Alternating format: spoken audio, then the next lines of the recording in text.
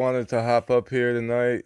I was gonna go live on TikTok, but that didn't work out. Apparently, I have to reapply for that, but I wanted to put out this message and answer some questions that I've gotten over the last month or so, maybe the last 2 or 3 months even. These questions go back to basically over the last 3 or 4 videos that I've posted. I know everyone wanted me to, people keep telling me to tag them when I come up live, but it's literally 12 o'clock on the dot, midnight right now. I'm not gonna, I don't want to send anyone notifications or anything and wake anyone up. No big deal. Uh, I'll probably download this from YouTube when it's done and re-upload it to TikTok. But all of you guys out there, I will be getting up here live at a more reasonable hour to catch some of you, and then I'll definitely tag you guys and send you notifications. But I just, I wanted to get this out there. I really wanted to say this as soon as possible, some of this stuff, and not going live every week and not having to prepare a crazy amount of research every week for a live video has allowed me to be more productive with my video making in general. So now I'm ready to come up here live. We could talk and stuff. And again, I'm not going to be doing it every week, but I just want to let you guys know it's been successful. I got a lot of great content coming out, more high quality, in-depth videos, and we're going to get to some of that. But the first thing I wanted to talk about tonight was what's been going on over on, well, mostly on TikTok, a little bit on YouTube, but really I wanted to give a shout out to you guys over on TikTok, like my main ones, the ones that I can always count on to be there and show love to the videos, because I don't ever address you guys over on TikTok directly. So there's a bunch of you. I'm not going to shout out all your names, but you know who you are. Like, uh, all the main ones, the ones that jump up there and show love pretty much every single time I post a video. But that's what I want to talk about tonight a little bit, because it seems like some people have been reporting my videos for different reasons. And I hate to say it, I didn't think that there was any causation behind it, but now I've kind of noticed it. It seems like every time I post a video, oh, what up? Real Caden 43, what up, homie? I'm not sure who that is, but what's good? Yeah, it seems like every time I post a video about some ancient history or something that shares some direct correlation between an ancient text and some more recent biblical text, it seems like the Christians are getting mad and like reporting the video. So every video, Brandon Crazy, what up? What up, man? What up? Good to see you guys. Thank you. Anyone who's tuning in, let me know where you're at. Northeast PA here. So it seems like every time a Christian leaves a hateful comment, anytime one of my videos gets hateful comments from a bunch of Christians, those are the videos that seem to be getting reported. And, I understand it. Debo, you said he is inside the walls. Do not sleep. He waits for you to sleep. He lives in the walls. The insects are real. The bugs live inside you. The insects live under your skin. Do not sleep tonight. Repent. Word. Okay. Beautiful. So this is the type of stuff that people are reporting my videos for. What up, Quizby Corbin? USA. What's good? What's good? Yeah, USA here. The thing is, I don't have no beef with no Christians, and like the funny thing is, I catch myself in other threads under some of my other videos when people are trying to say like Christians can't come up with anything on their own. I find myself over here defending Christianity, and then at the same time, I got Christians jumping on my other videos showing me all types of hate. So it's funny, and like they're the ones that definitely are not acting Christ-like. I'm getting videos or comments under my videos telling me that I'm the devil and stuff. Like, obviously these people don't know me, but no big deal. But like the issue is that they're reporting my videos for misinformation. That's what bothers me the most. I understand it's Southeast Indiana. Okay, that's what's up. Wow, I ain't never been out there. That's beautiful. Uh, my issue is that these Christians are reporting my videos for misinformation when I do my best. I really do my best. And anyone who's been watching these videos from the beginning and who's been following these lives, you guys know, like, I really do my best to give the most accurate information I can, and I try to cross-reference as much information as I can, and I'm always willing to provide sources for people. And of course, we get into some speculative territory, and I always do my best to make sure that I mention when we're getting into the speculation and some more wild ideas. I might say that I'll make sure I clarify when it's just an idea of mine. So for them to keep reporting my videos for misinformation, and the videos that they reported, I have screenshots. So when I repost this, I'll edit it and add those in. The issue is they need a tissue. They probably have tissues, honestly, and it doesn't seem to be helping. Like, and I could provide the tissues, but it doesn't seem to really help. And it's cool. Like, the thing is, not all my videos, the reason that my videos seem to be, it might seem like I'm trying to be out here debunking Christianity, is just because I'm doing ancient history videos.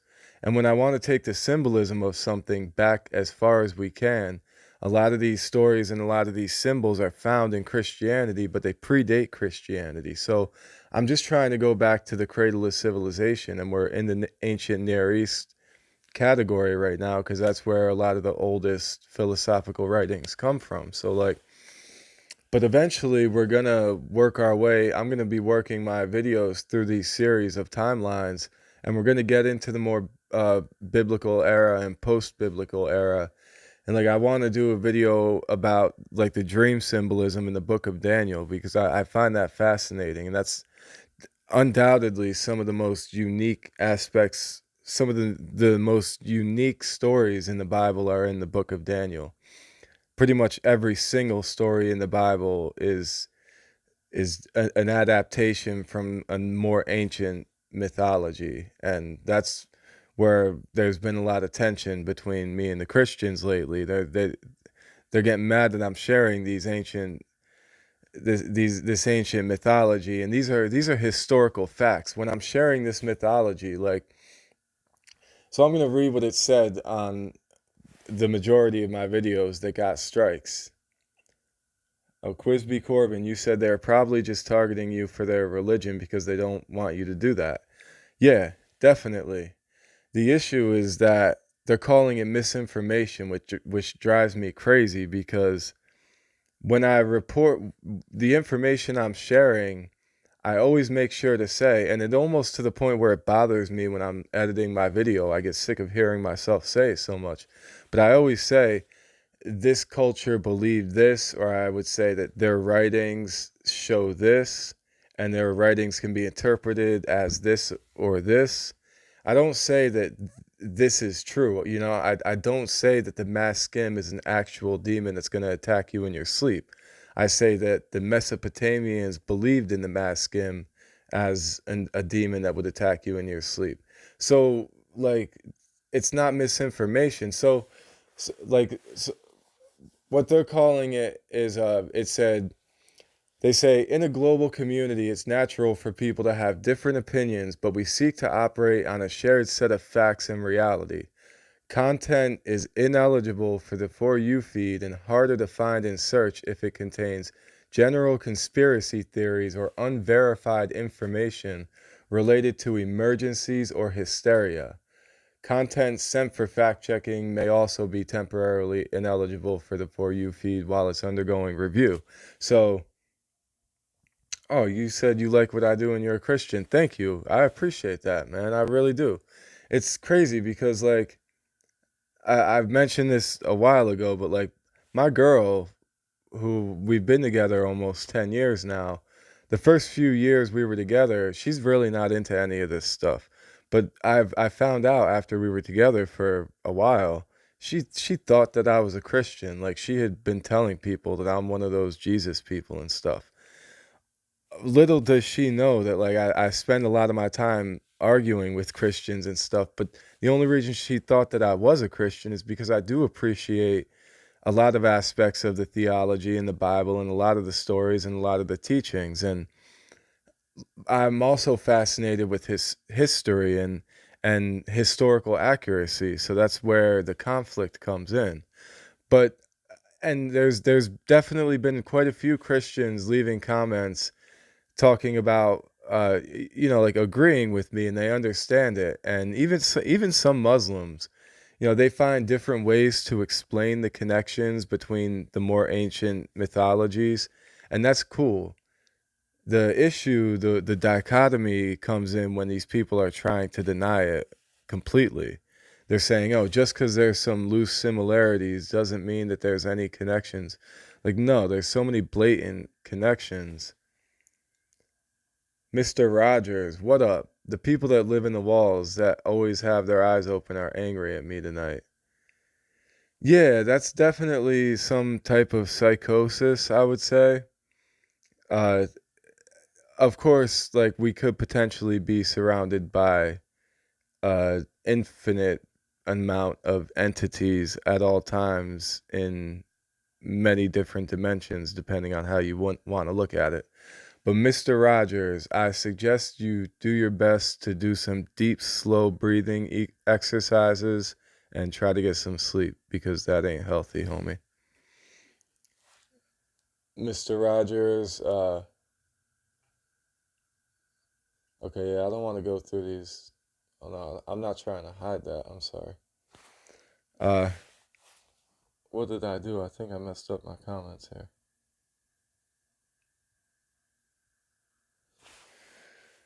Okay, yeah, Mr. Rogers.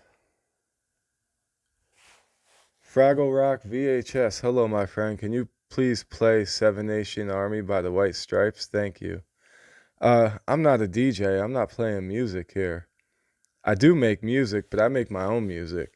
Although Seven Nation Army by the White Stripes is an awesome song. There's actually a channel on YouTube called Postmodern Jukebox where they play like vintage versions of popular songs and they make them sound like old and vintage, and they actually break out the piano and whatever. It's awesome. And they have a version of Seven Nation Army, and it's sung by this girl. I can't think of her name. She's not like very popular or anything. She's popular on YouTube, but they do a great vintage version of Seven Nation Army that I would highly recommend. But no, I'm not over here playing music. This is a live Q&A, actually. I got a bunch of questions across different platforms I wanted to answer tonight. Oh, okay. I understand. Thank you. Do not deny the existence of the man in the walls. He lives in the walls. Man, I build walls and I tear walls down. I've been building walls and tearing walls down my whole life. My father is a carpenter. We've done lots of home building and renovations, and I've never found this man in the walls. Unless you're speaking about the walls between dimensions, conceptual walls. That's a different conversation. And I didn't deny it. I said there very well may be. We very well may be surrounded by a number of entities that are beyond our perception at this point. But until you can show me the man in the wall, or until you can measure the man in the wall in some way, I'm not convinced. I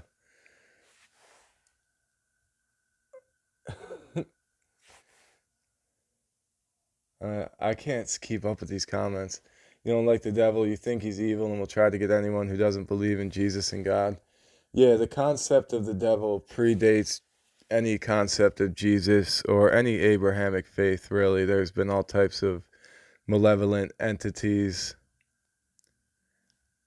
I will check this channel out. Thank you. I appreciate that, Fraggle Rock. Yeah, if you're interested in any type of ancient symbolism, uh, dream psychology, esotericism, as fact-based as much fact-based information as I can get on any of those topics. I always like to provide uh, dream studies and stuff like that.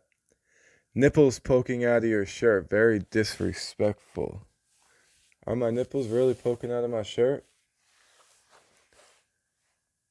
Well, uh, I think disrespect is more has more to do with intention than anything. So, and I definitely don't intend to be disrespectful. And even if my nipples were poking out, I don't see how that could possibly be disrespectful. And if you feel disrespected by someone's nipples popping out of their shirt, then you might need to check yourself. Again, I think that's a personal issue. Uh, so with these people reporting my videos for hysteria and conspiracy, like I said, when I think I understand the one because I did mention like child sacrifice, and hopefully I don't get a strike just for saying that right here, right now. But I did mention that, and I mentioned Alex Jones and Bohemian Grove, but I wasn't talking about it in any type of provocative way whatsoever. I was simply talking about the ancient history of Moloch, and I mentioned how people would associate that with most people know that for Bohemian Grove, where they're worshiping the owl and these elites that sacrifice people. But I didn't say anything about whether or not that's true or false, and I didn't hype it up at all. I simply mentioned it. So after I got these strikes, I did appeal all of them, and TikTok has been in the process of restoring all of my videos, and that's cool. But it seems like by the time it restores them, they do start to get more views, but they don't get that same initial push that they would get when I first post them normally. So these strikes, these Christians like reporting my videos, it's getting a little annoying now. Of course, I've invited quite a few of them up for debates, and I haven't gotten anyone to really follow through with that yet. I would be happy to do a nice gentlemanly debate face to face live with any one of these people and maybe break down some of these ideas. I've done this a lot in the past, and depending on the context and the format and the overall energy of the other person, like I find that it could be really insightful or it can be really counterproductive. It depends. So, I don't like to go with the same old circular arguments, and if we don't usually get an understanding of the basis of our foundational terms, then we end up usually just talking in circles and talking past each other. So, but I've done it a lot. I've been doing this for quite a while. My girl knows. Even my ex probably remembers way back. I don't know where she's at, if she's even in this, but whatever. She remembers way back in the day. I've been doing this for a long time, debating people on religion, and I enjoy it and just having the conversations. I have multiple different translations of the Bible right here on my shelf. I've got a copy of the Quran. Of course, I can't read it in its original language, but I have an English translation here. And I've the Bhagavad Gita, all of these things. I'm really, really fascinated with just the psychology of religion. So, and I've had Jehovah Witnesses coming to my house. I even have a New Age translation, one of their Bibles. And I've had them coming to my house for years trying to talk to me about this stuff. I mean, there was one group of them, one family that would come to my house every Sunday. They were really great people, and I enjoyed talking to them for years. They would come to my house every Sunday. She would bring different people from her church to talk to me, and I enjoy it. I really do. So anyone who actually wants to come up and really discuss these things, I'm down with that. But it gets way too out of hand in the comments. I don't have time to respond to everyone in the comments, especially when I find myself repeating basically the same thing in different ways to everyone. But that's one of the reasons I wanted to come up here live and just say, like, I wish those Christians would back off a little bit on some of this because it's really not necessary. I got a lot of love for their perspective, and I'm just trying to share history here. So because they said that I was sharing conspiracies and hysteria, I was just out of curiosity. Like I said, I appealed all those videos and they've been putting them back.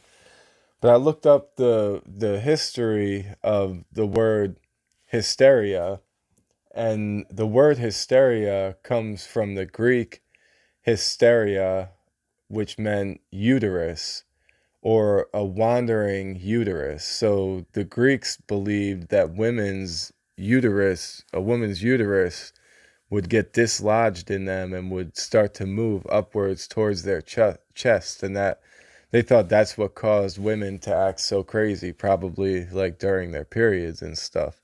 Hysteria comes from wandering uterus, and that I thought that was interesting. And also, it seems when I was doing this research, I found that even the ancient Egyptians believed that uh, the dramatic roller coaster of a woman's emotions was caused from their uterus moving around in their body in some ways. I thought that was really cool.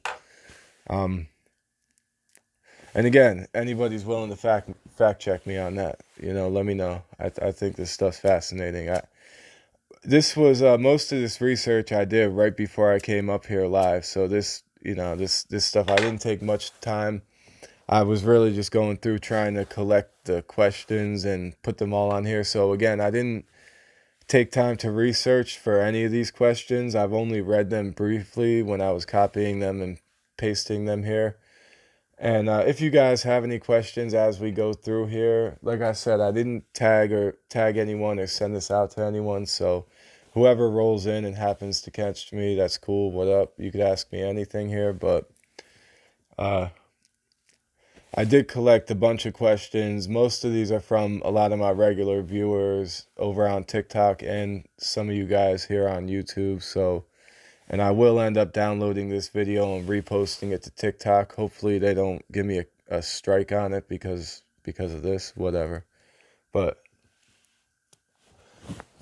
so I'm going to go through and answer some of those questions that I got. Oh, I also wanted to say I looked up the word conspiracy because I was curious about the etymology behind that. That comes from the Latin word conspire, which means to agree or to unite or to plot. And it comes from the two separate words, com, C-O-M, the Latin word com, meaning together, and sipar, meaning to breathe or breath. So com and sipar, together and breathe. So it really means breathing together, the word conspiracy.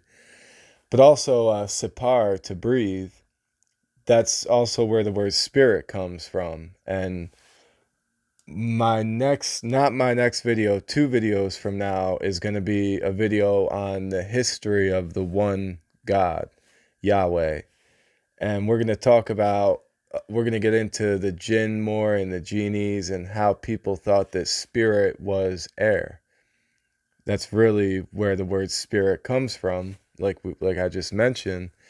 And there's a lot to that. That's going to be its own deep dive, and it's going to be a long one. So yeah, that's something we can look forward to. I'll be making that video on Yahweh. There's even a lot of theories that Yahweh is actually a phonetic way to express breath. So, but yeah, we'll get into that. And I definitely wanted to let some of you guys know, like, I'm not going to dwell forever on all of these Christian concepts or these Abrahamic concepts. And we're not going to be talking about like the Bible and all this stuff forever, all the time. I mean, it's always going to come up in just in the concepts of psychology and symbolism and stuff. So it's unavoidable. But the only reason I've been dwelling on it so much is because I'm doing ancient history deep dives, like I said. And the oldest history goes back to the ancient Near East, and that is where a lot of the Abrahamic faiths were formed from, or that is where the Abrahamic faiths were formed from. So it's unavoidable right now, but we will push through this. I'm going to do that Yahweh video. I have to do a video on the psychology of religion and the history of that, because that's deep, and that's probably going to be like a 3-4 hour video. It's going to have to be. And then I'd like to do a deep dive, like I said, on the book of Daniel and some of the dream symbolism behind that, because I really find that fascinating. But once we get through that, I'm going to move on. I'm not, of course, we can always revisit a lot of these things. There's so much to talk about with the ancient Near East and the Abrahamic faiths as well. But we're going to move on to Hinduism, Buddhism, Native American myths, the Aztec, the Maya, things like that. And that's going to bring us more recent in history. And by then, hopefully, it's going to be close to like Halloween time. And I'll be making a video on the Great Witch Scare, not just the Salem witch trials, but I also want to talk about the Great Witch Scare that went on in Europe, because the Salem witch trials is nothing compared to what they experienced in Europe. Salem witch trials was just like a small taste of it. So, yeah, we're going to talk about that. The history of that is really fascinating. We will do esoteric symbolism, things like that. And then, I want, once we get through like the witch trials, I want to talk about things like Houdini and modern day magicians and mentalism and hypnosis, self hypnosis, dream hypnosis. I have a whole bunch of notes that are a bunch of interesting facts about the brain and neurology, and I've been wanting to make a video about that for a while. So, but that's because we're into the ancient history right now. I'm going to keep moving forward through the timeline. So, the facts about the brain and neurology, that's going to be a little bit later on. But I'm excited, and there's a lot to say about that. Believe me, I got a lot to say about the brain. And then we'll start talking more about evolutionary psychology of shapes and symbolisms, and that'll go along with the hypnosis and the mentalism. And then we can start touching on the psychology of music, which really started to get founded in the 1950s by Carl E. Seashore. And I have some books on the psychology of music that we're going to be going through. I'm excited for that. We'll touch on some of the more recent studies on near-death experiences. And throughout all of this, I'm going to be doing reaction videos. I'll definitely be doing some debunking to some of these wild nonsense spiritual videos that people send me or tag me in. And most of these videos that people tag me in, they're tagging me because they think I'm going to like these videos or enjoy watching them. I can't lie. Most of the time, I don't want to say like 90% of the time, but most definitely the majority of the time, the videos that people tag me in are like just just nonsense. And I'm sorry. And I was young and I was conspiracy minded for a while, and I enjoy the good hysteria of some of those stories, but like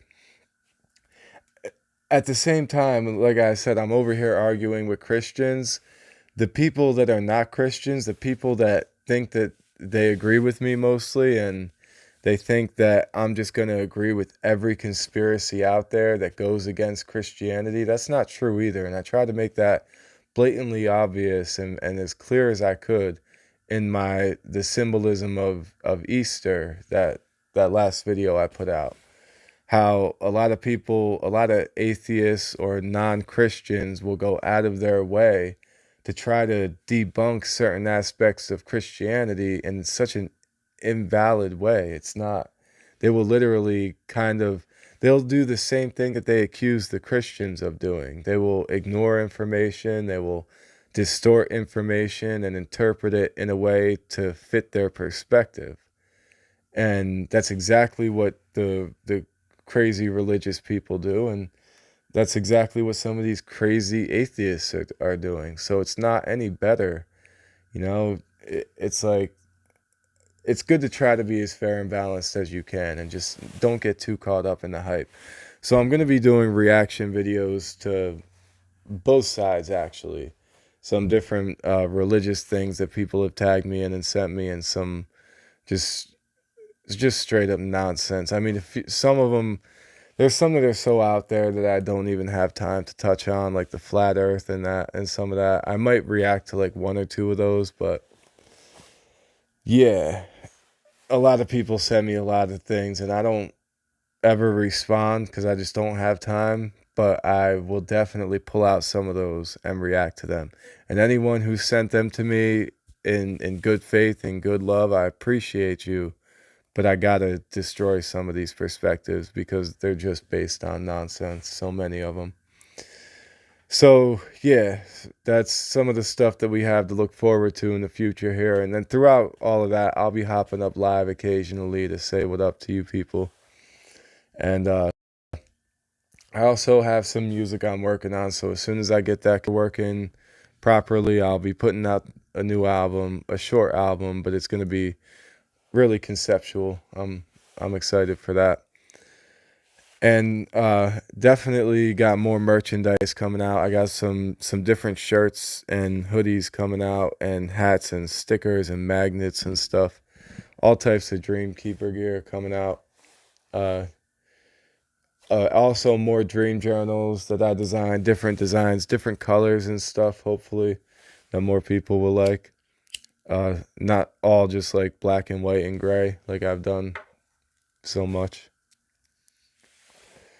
And I also have some courses that I'm going to be working on because a couple people have asked me so far if I have any courses, and I never thought that anyone would ask me for anything like that. So I'll definitely be putting together some deep dive courses, and then eventually I'll put all those courses and maybe some ebooks together into a master class for people, and I'll make it available for a really, really good price. I mean, I don't make really any money off of any of this stuff that I do. So the little bit that I do make here and there, I really appreciate it. Anytime someone orders a shirt or something or a jacket, it really does mean a lot to me.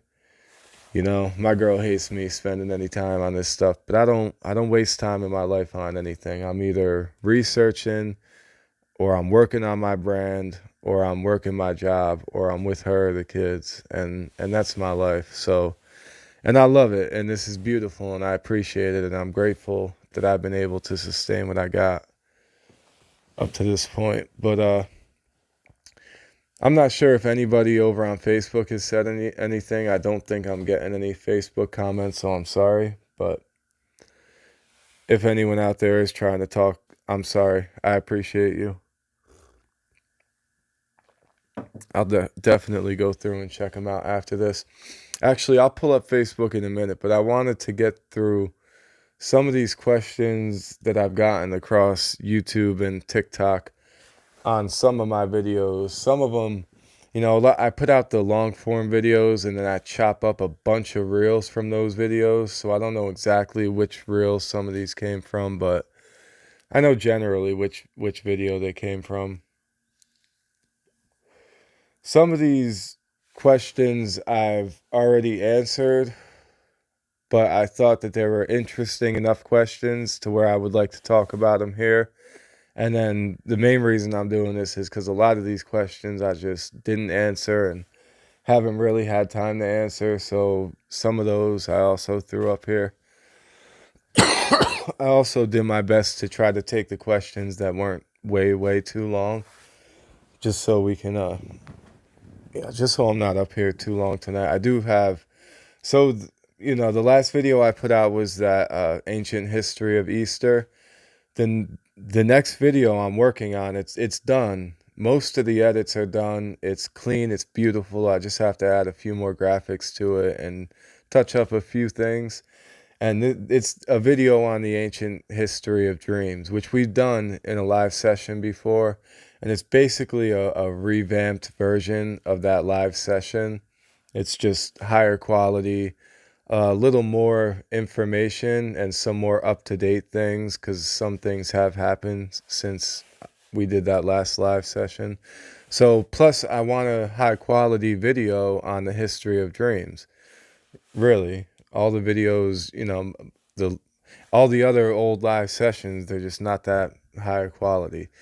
when I go live like this, it's just not the same as doing a actual local recording. It just doesn't look as clean and crisp and as sharp, and the sound quality is just not as good no matter what I do. So that's why I want a good deep dive video on the history of dreams, high quality for my page, without all the conversation and Q&As in between and stuff. So that's why I'm doing that, and that'll be the next main video I'll be putting out, is a good, thorough, clean, deep dive on the history of dreams. And then, like I said, then it's going to be the history of Yahweh, and then it'll probably be the psychology of religion, and then it'll probably be the book of Daniel and the dream symbolism in that. So let me go through some of these questions from different people here. I appreciate all you so much. Like I said, you guys on TikTok, you guys know who you are. Like LJ, Rolo, there's a few more. Like I really do appreciate all you people so much. But and I will be uploading this video to TikTok. That's why I can't go over an hour here. I'm at 36 minutes already. I want to try to keep this session under an hour if I can. No big deal, but because TikTok doesn't allow you to upload videos that are longer than an hour, and I wanted to put this video up to TikTok to get that message out. And some of these questions come from TikTok. So the first question is from Quantum_Curious. He said, your shadow self video was intense, but really helpful. I'm struggling to identify my own shadow aspects. Do you have any simple practical exercises or journal prompts you recommend for beginners? Yeah, I'm working. I'm not sure if you've heard this, but I've been mentioning it. I'm working on an ebook on how to use a dream journal. Well, the ebook is about lucid dreaming and remembering your dreams, and how to use a dream journal. So that's going to have a lot of tips that will help with how to identify the shadow aspects. But I could give you some simple practical exercises and journal prompts right now that would probably help.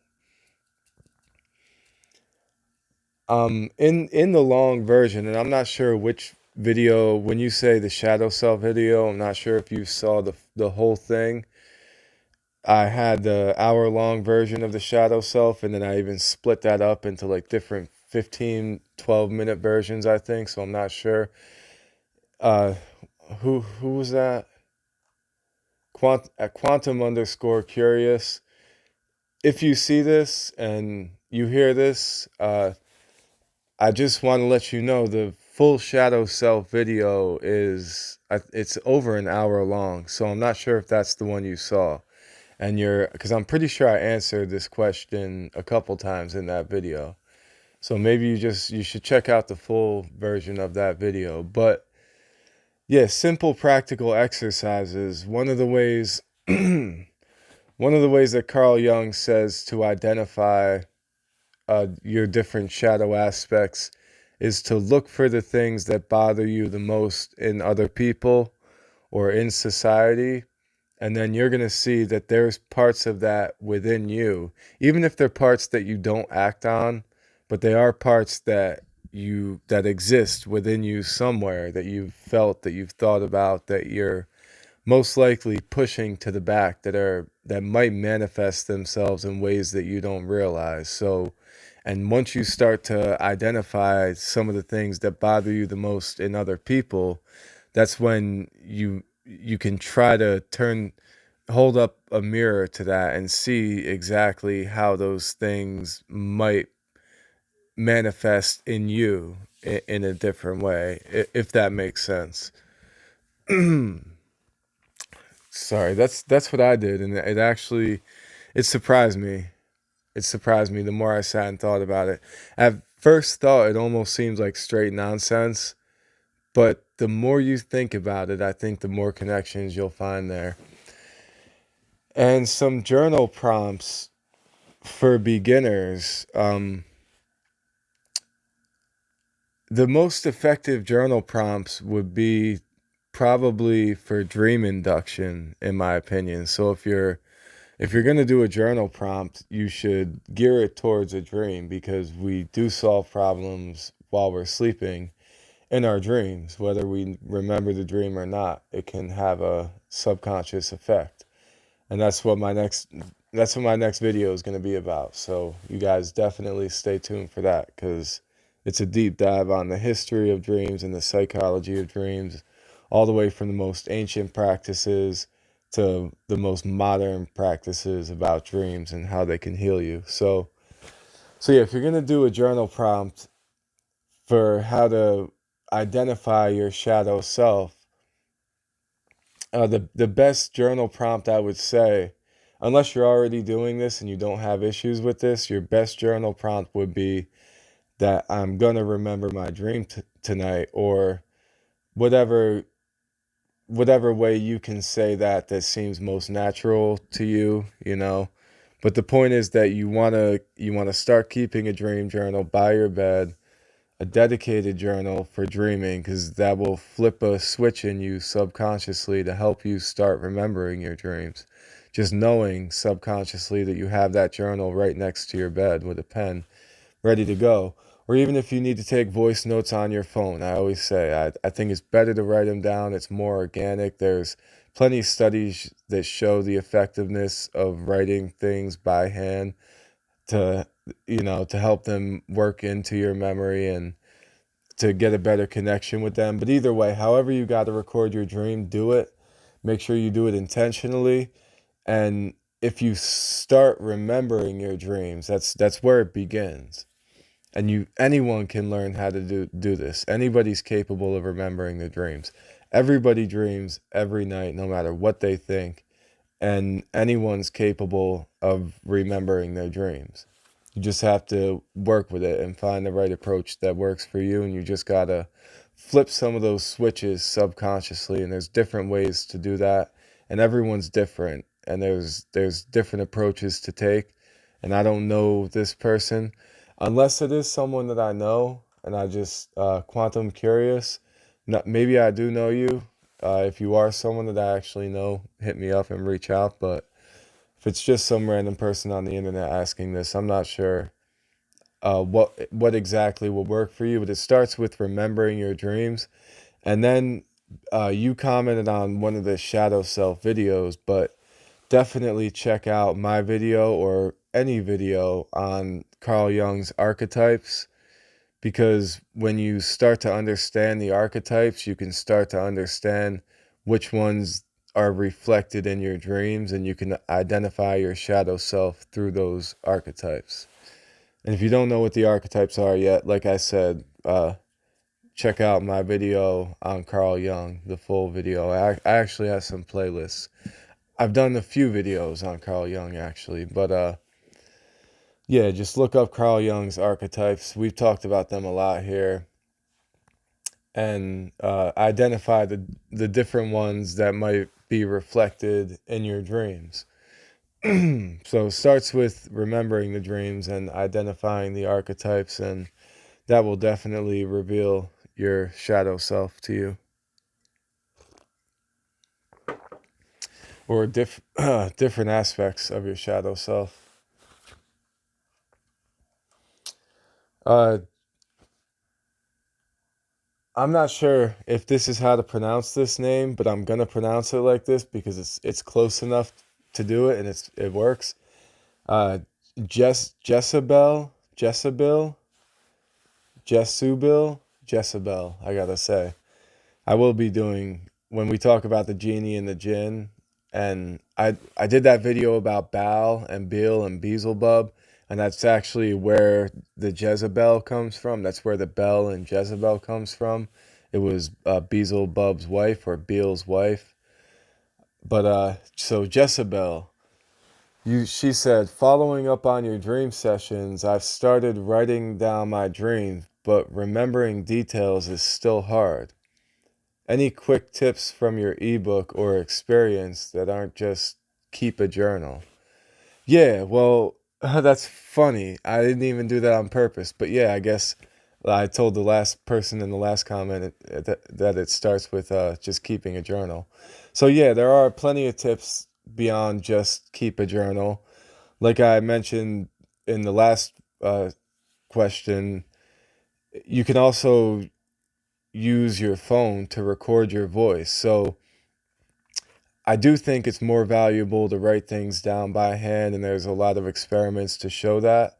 But if you're having trouble recalling details, maybe you could benefit from using a voice recorder that's set up and ready to go as soon as you wake up, because every second you can lose huge chunks of your dream as soon as you wake up. And there's actually a neurochemical responsible for that once you wake up that starts flowing.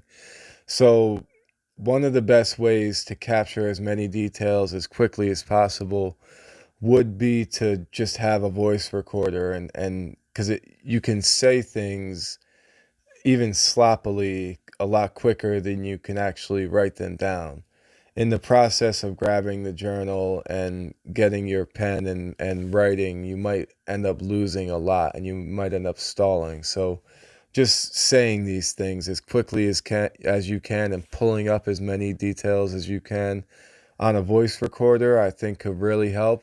And then it could even be more powerful to go in your dream journal and play that back and listen to it and then write those things down by hand and try to fill in more details and work through them more.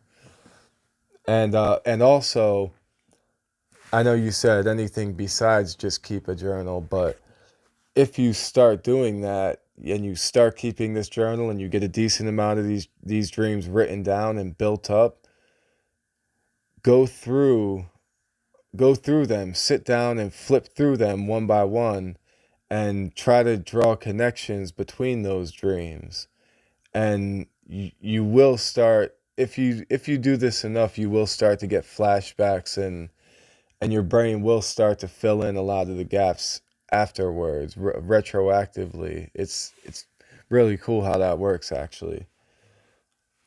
Um, what else? Also, there's other things you can do besides just keeping a journal that can help you remember more details in your dreams. And you said yeah, you started writing them down, but remembering the details is still hard. Yeah. One way to help you remember in general, but it's also what makes me, and I've heard this from a lot of different people, it makes you remember your dreams a lot more vividly, a lot more powerfully. And if you don't remember your dreams at all, this can help you start remembering them, is to switch up something major in your diet or in your any type of consumption that you have throughout the day, and this will cause what's called a pattern interrupt. So it's like it's a pattern interruption psychologically for you. And this is why a lot of people, if they smoke herb a lot and they stop, all of a sudden they start having lots of dreams. And Matthew Walker, he's a sleep specialist. He was on Joe Rogan before talking about this. I was gonna make a reaction video to it. I don't think I ever did, but I also mention it in the history of dreams video. Or no, no, I don't think I do. But did want to mention this. A lot of studies show from people that are trying to quit alcohol, when they're going through that withdrawal from alcohol, and like for the first few weeks usually they have the most intense vivid dreams that they've ever experienced, a lot of them. And there's different names for this, and there's lots of different explanations and for the causes and stuff, but it's the same thing as what I realized with myself. If I stop smoking for a while, it causes a pattern interrupt. And it also happens with a lot of people if you sleep in your bedroom every night and then you're out sleeping at a hotel or something, or if you're sleeping at a friend's house and you don't do that very often and it's a place that you're not very familiar with, you might have more dreams. And the point is that your conscious mind, which would be more of your frontal cortex, is more engaged and a little more in tune because you need to be more aware of your surroundings because your body knows that there's something unfamiliar going on. So it doesn't let you go super, super deep enough and completely blank out and forget your dreams. So this is why a pattern interrupt will help you remember your dreams and help you remember more details. Because another thing, just like when someone's trying to stop drinking alcohol, or I've noticed myself, if I stop smoking, or other people I've heard it a lot, if they stop smoking, they have more dreams.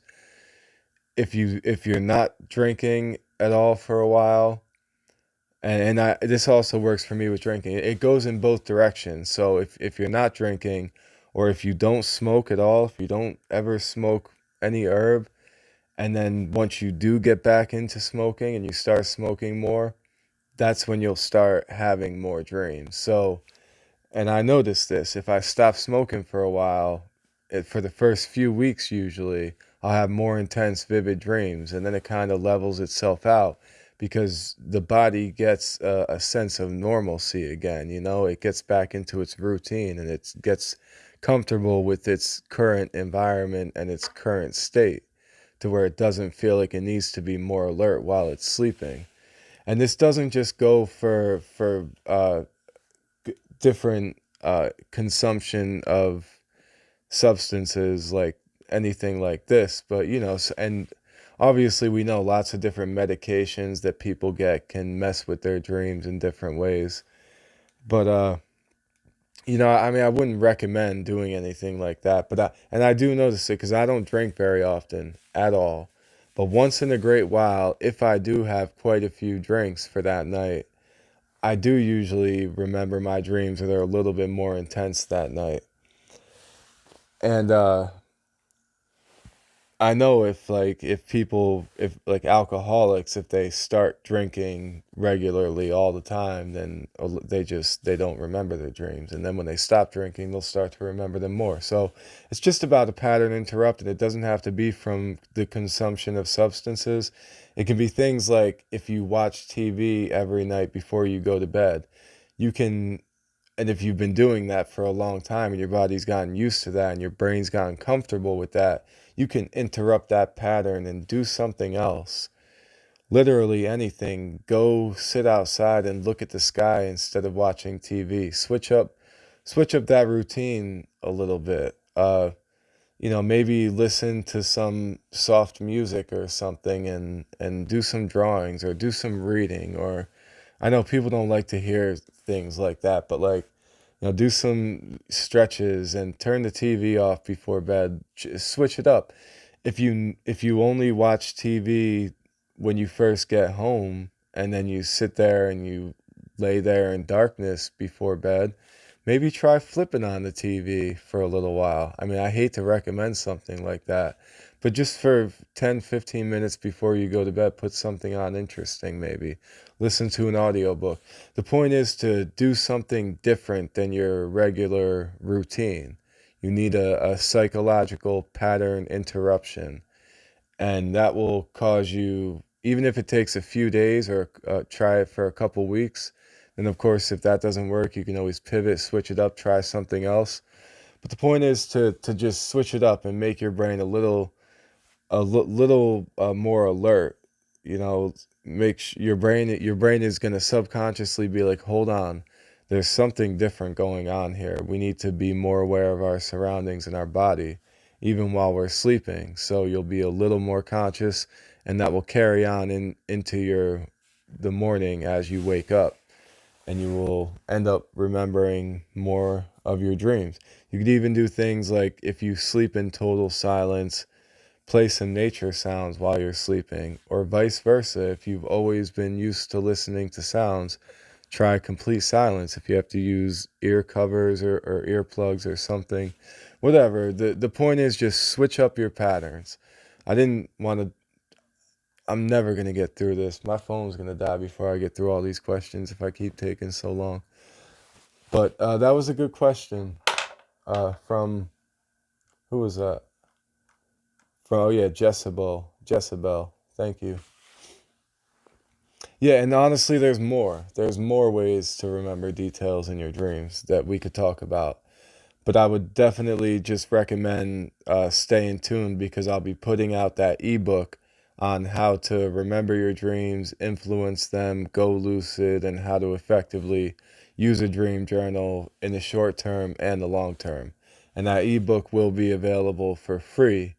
And I'm not writing it with AI. I'm personally writing every sentence in that ebook. And I'm just gonna just because I've gotten so many questions just like that one, and I keep explaining these things over and over, and that's okay and that's cool, but it works. It all works, and it's all so practical, and it all makes so much sense. And I'm not the one that made these things up, but I do cite all my sources in that ebook. There's going to be like 8 pages of sources that I cited at the end if anyone wants to check that out. And yeah, that ebook will be available for free. So, and it'll have more of these types of tips. And then once I put that ebook out, I'm going to be going through each chapter and making videos about it. So, just stay tuned because there's a lot more on all that. Yeah, I'm going to try to speed this up a little bit and not take so long on every question.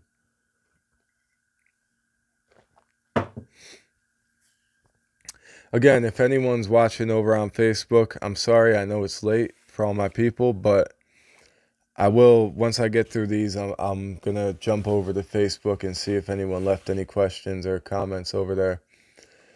But this is from Wander for Reality.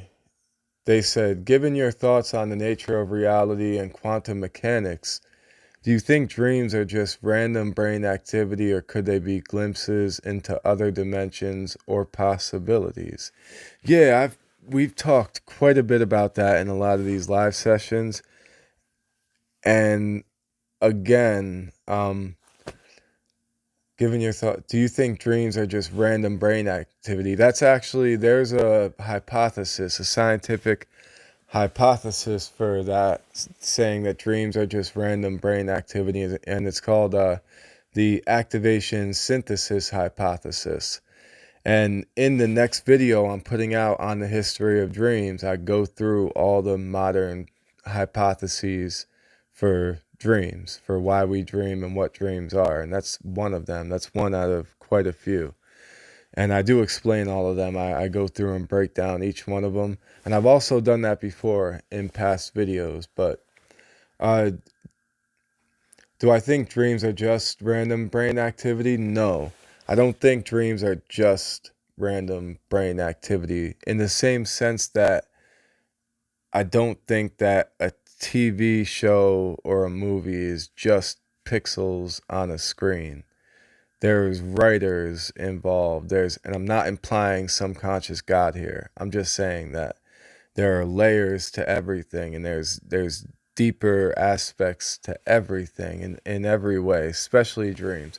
So I don't think that they're just random brain activity. I think that even with all the different hypotheses that they have, there's also, like threat simulation hypothesis saying that dreams came about evolutionarily as a way for us to act out different threats in our dreams so we can play out scenarios and find the best way to respond to them, fight or flight, so we can build up our reaction responses, our reactions and responses without actually having to face those real world threats.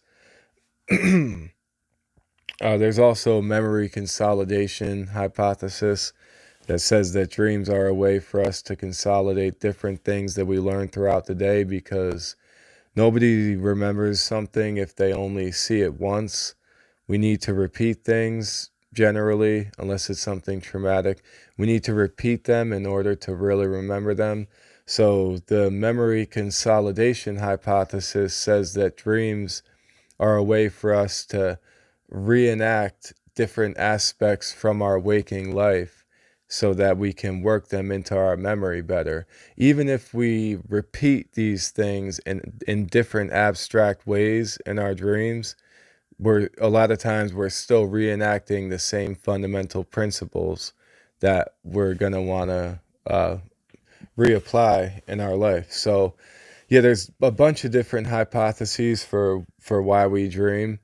I don't think that none of them are mutually exclusive. So dreams could be a multitude of all of them, could be any one of them or any combination of any of them, and different dreams could be different versions and different hypotheses. So maybe some dreams, nightmares, obviously, a lot of them could be threat simulations. Like dreams about people that we interact with could be memory consolidations. Like there's a lot there, and there's other ones too. And again, I don't want to take too much time answering each question. So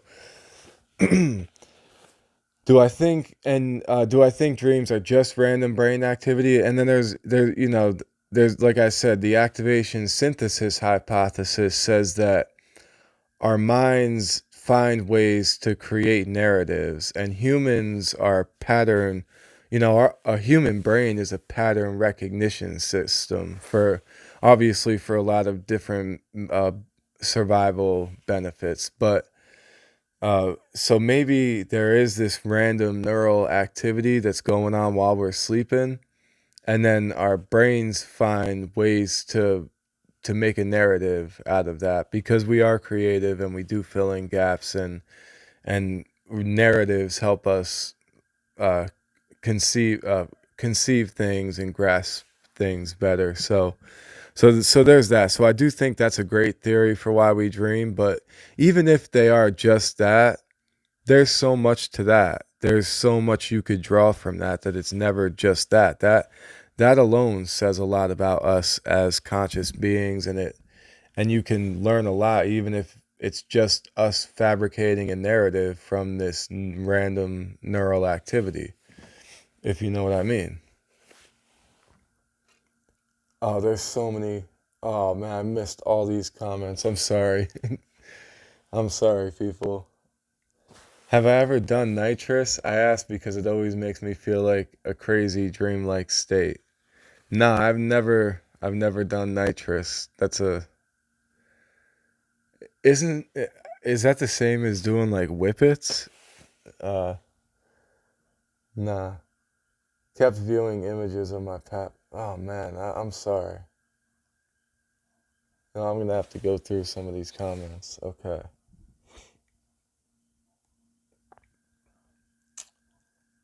Where are we at?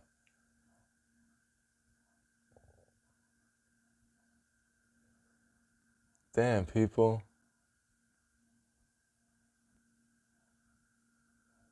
Yo, shout out to all of you beautiful souls. I have not been I can't keep up with all those comments. Watchdogs the Beast said, I see a lot of traumatic experiences in your face and soul. Once you let negativity out of your life, your soul will glow. I appreciate that, man. Uh, I honestly haven't had much negativity in my life, at least not in a serious sense, in a very long time. But maybe a lot from my past is still trapped up in me somewhere. I don't know. Who's that? Coon beef hash. My name is Scott. What up, Scott? Yeah, maybe I do still have a lot trapped in my soul, but like my life is as good as I could possibly have imagined. Of course, I can imagine it getting better from here, but man, I could not ask for much more. Everything that I have is I'm just so grateful. Uh, Jeez. I'm sorry, people. I missed all the comments, but I'm just going to get caught up and go up to the most recent. Oh, you said deprives you of oxygen. Yeah, whippets. I was just talking about my death experiences. Oh, were you? Yeah, I don't know if I mentioned it, but I do have, and we've gotten into a little bit in the past, but yeah, near death experiences. I actually interviewed someone like a year or two ago about his near death experiences. That's a fascinating topic I would really like to get into. I'm going to what you without the G? I don't know what that means. Foxhound. What up, Foxhound? Um yeah, guys, if you're interested in any of this stuff and we could keep up these conversations, definitely subscribe. Uh I'm so sorry that I missed the comments. I'm going to keep up with them now. It wasn't scrolling with the comments as they were going. It was just stuck on that one comment. So I was just talking literally not realizing that all you guys were leaving comments. And still, I don't think I'm able to see any Facebook comments. Maybe I'll jump over to Facebook real quick and see if anyone has left any comments over there.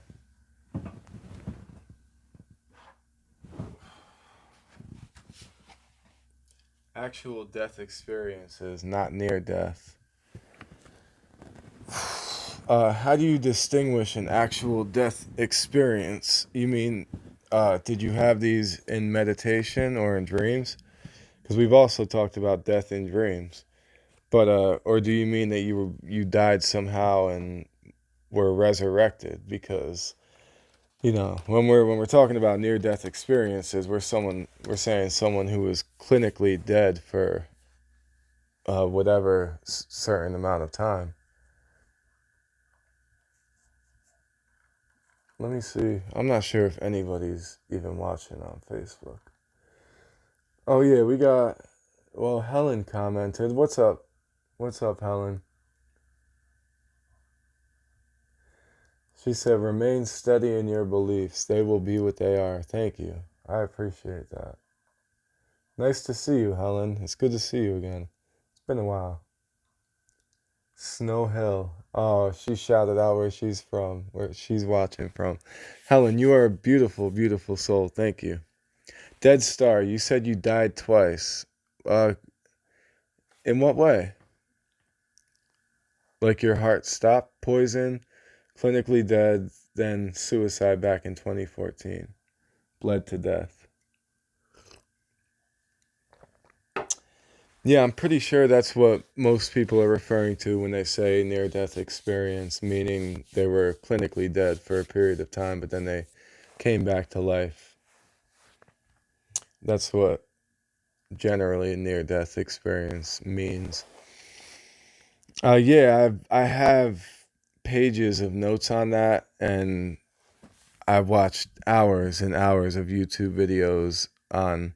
There's a couple really great TED Talks, and there's a bunch of different interviews that have been done with people about that, and trying to draw similarities between all of them and parallels. And uh, when you had these near death experiences, Dead Star, I know there's a lot that can be said about that, but I'm curious. Obviously, it was an out of body experience at the same time, right? Like, did you have an out of body experience along with that near death experience? Because they usually go hand in hand. You weren't immediately brought back. Yeah, yeah, I get it. How long were you out for the longest one? I'm curious.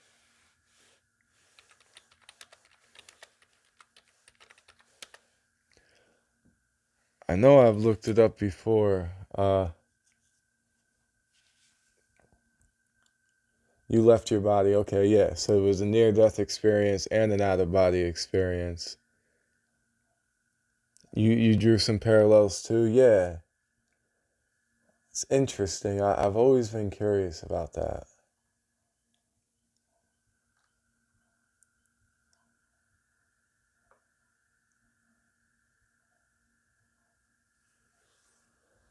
Uh, yeah, so how long were you out? Because I'm curious. And then what's really crazy is that dead for 4 hours. Okay.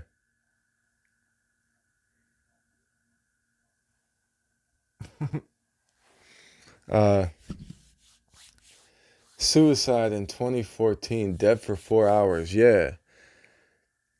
The other thing is that a lot of people experience time dilation when they go through these things, which is also something that happens in dreams. So when you were dead for those 4 hours, I don't mean to keep poking away at it, but I'm curious. Like I said, I interviewed someone about this because actually he joined in one of the sessions and just I got sick of so many of the comments back and forth. I ended up just wanting to interview him. So, yo, let's not get too crazy in the comment section. Do I need some moderators out there? Where's Robin Hood and all my people at? I might need some moderators in the comment section here. Dead Star, you said you slit your arms to the bone. Yeah. Time dilation. Yeah, like you were gone, you were clinically passed over for 4 hours.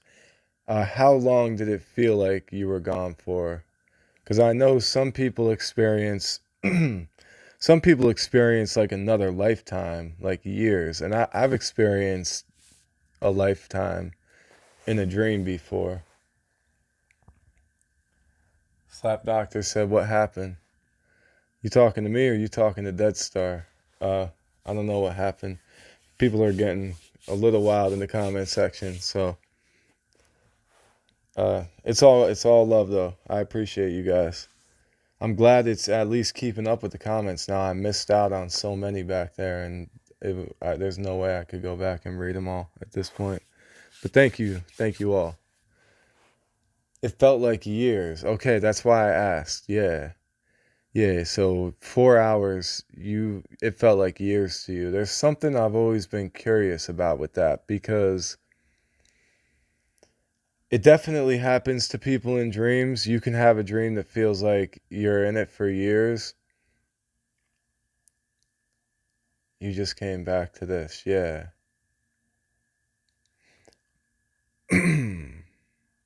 Oh, you just came back to this, Slap Doctor. Okay.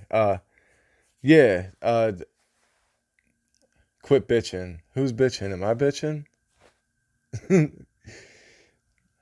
You just found the channel tonight. Okay, beautiful. Thank you, man. Yeah, we're here. I got a lot of content about all this, and we ain't going nowhere.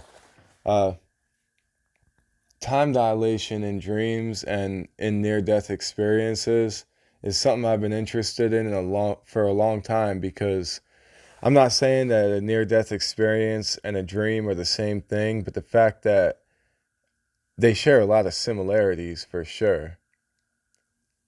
And you know,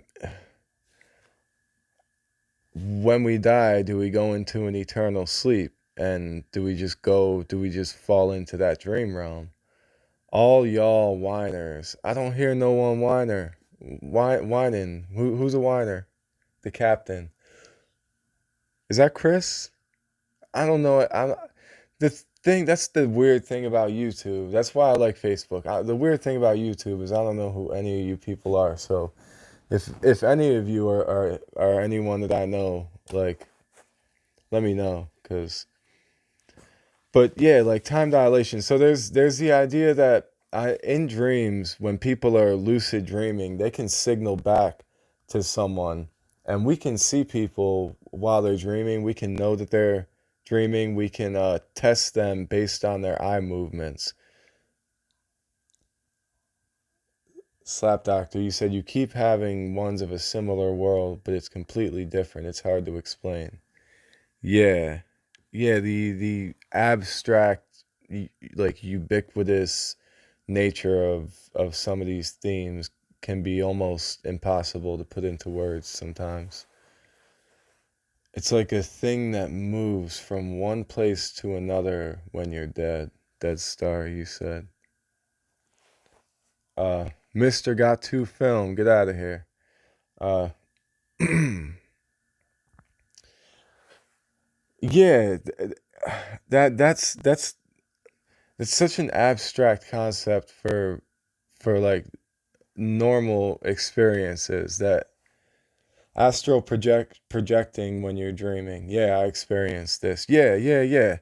That's another concept. Astral projection, I have questions about that too, and I'm very skeptical.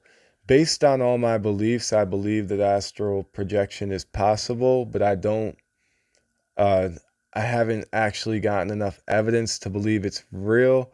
I think that anytime someone's astrally projecting, they're just having a really vivid lucid dream, unless you want to say that lucid dreams take place in the astral realm and they're it's basically the same thing. That would make the most sense.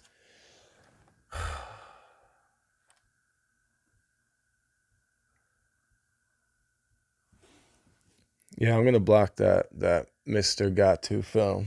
I can't be dealing with that. Uh, yeah, so like lucid dreams are epic. Isn't it dangerous? No, it's definitely not dangerous. Astral projection is not dangerous, and countless thousands and thousands and thousands of cases of people attempting this. And there's only been some very loose anecdotal stories that people have told, but you know, because it's fairly common, bad things happen. Yeah, it's real. The FOI, CIA documents, and the CIA website did a lot of studies and experiments on remote viewers and psychic abilities. I'm well aware of that, actually, and we've talked about that in a live session. We went pretty deep on some of that with my friend Chris. Actually, we also did an episode where we talked about some of that, but um, that doesn't necessarily confirm that it's real. And there, honestly, a lot of those studies are, there's a lot that's blacked out, which makes it suspicious, but none of them are fully conclusive beyond some interesting correlations. So not enough for me to be convinced.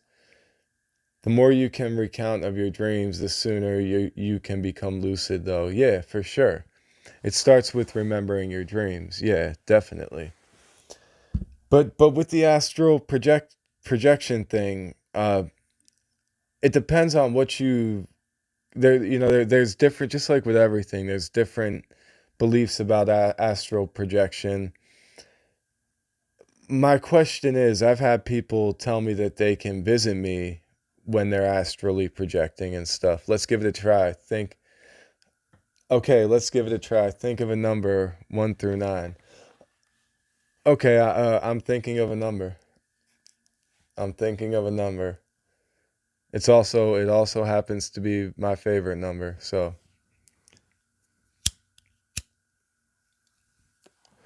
but still, things like that.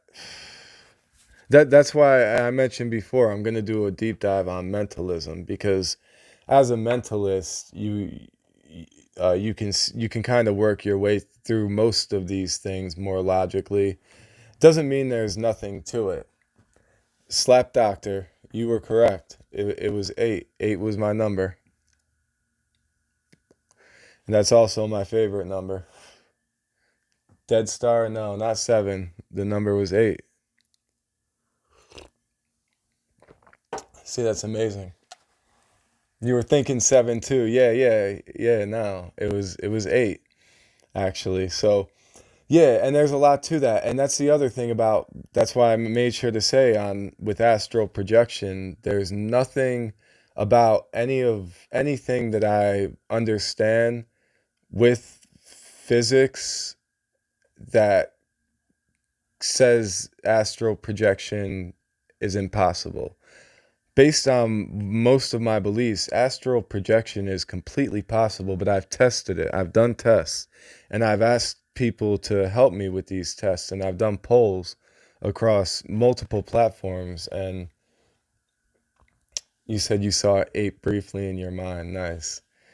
Yeah, I mean, seven is close too. So, and that, and that whether or not we go through statistical probability or some sort of quantum connection, non-locality, spooky action at a distance, or you can explain it theologically with some sort of religious explanation, however you want to do it.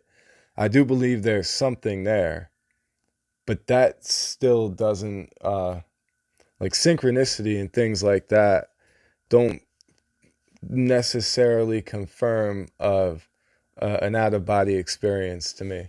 Remote viewing it is interesting. I swear I had a dream that actually was happening though, like it was real. Well, yeah, and I've just made this, it's going to be coming out in my upcoming video, the famous philosopher in I think it was the 1800s named Chuang Tzu, and he was known for exploring the nature of reality, and he had his famous butterfly dream, and there's the famous quote where he said, am I a man dreaming I'm a butterfly, or was I a butterfly dreaming I'm a man? We all had those dreams, man. Yeah, exactly. Yeah, some dreams I feel like they're hyper realistic. Like some dreams are more real, seem more real than this reality. And I think that's because all of our senses can be more fully engaged because we're not inhibited by some of these physical limitations.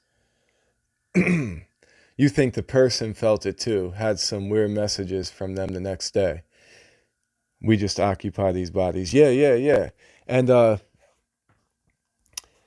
yeah, yeah. The guy that I interviewed about his near-death experiences and his out-of-body experiences, he also said that he shared a dream with someone. He met someone in his dream, and he said they both confirmed it the next day with different blind notes that they took and stuff. And that's interesting. That's fascinating to me. And there's literally through science, there's ways that we've learned to communicate. There's two-way communication through dreams using external technology and measuring rapid eye movement and stuff. But actually sharing dreams with someone. So as long as you identify with the body, the confusion will continue. Okay, well, hear me out. Hear me out, because I felt like I've reached states of transcendence. I've felt in touch with unity. I feel like I've been enthralled and encompassed by the one infinite nothingness I felt, or it's everything and it's nothing. I've felt there in different aspects, but with the astral projection, one simple thing is that someone told me that they would be able to visit me. And I thought that I was astrally projecting too, because I had read different ways on how to do it. I've gotten pretty good at lucid dreaming at that point. I was meditating every day and practicing different breathing techniques. So one test that I've done with astral projection simply is that, and I've asked these people who claim that they visited me when they were astrally projecting, and then I tried to do it with other people. I can simply leave something written on a piece of paper facing up on my table next to me on my nightstand and tell the person the next day to tell me what was written on that piece of paper. Not a single time has anyone even come close to doing it. Even if they did, maybe that would be some sort of remote viewing and doesn't necessarily uh, substantiate all the baggage that comes along with the beliefs of astral projection, although it definitely could substantiate some of them. Dead Star, you said as soon as I get sucked back into my body, the ignorance or separation takes over immediately. Yeah, exactly. Exactly. Uh, but then your astral, they would say Dreamkeeper, yeah. Yeah, Dreamkeeper. Glassy, not sassy. What up? So yeah, Is your astral body your true essence? Some would say that. Some would say it's more of a holographic mental projection. There's different ways, like I said, there's different ideas about astral projection. You had a random sweater show up in your stuff, still don't know where it's from. Well, that's not convincing enough for me, but that's interesting. That is interesting. What does DK stand for? That's my initials to my actual name, but it's also, I mean, I made music for a long time. I got a lot of rap songs out there about these same type of topics mostly, but Dreamkeeper. And I started calling myself Dreamkeeper because everyone called me DK because my first name is so common. DK is my initials. And I was always fascinated by the Langston Hughes poem called Dreamkeeper. You lost your virginity at Bible camp. I bet a lot of people did. Uh, I don't think that really matters though. Rap, yeah. Yeah, you should check out some of my music. It's all up there on my YouTube channel, some of the playlists. Not the oldest stuff.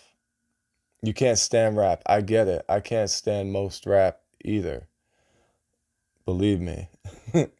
But if you're interested in any of these topics that we're talking about here, this is the same stuff I talk about in my music. It's no nonsense, none of that repetitive. You said, when is the last incarnation of rap? I don't think there's gonna be a last incarnation of rap.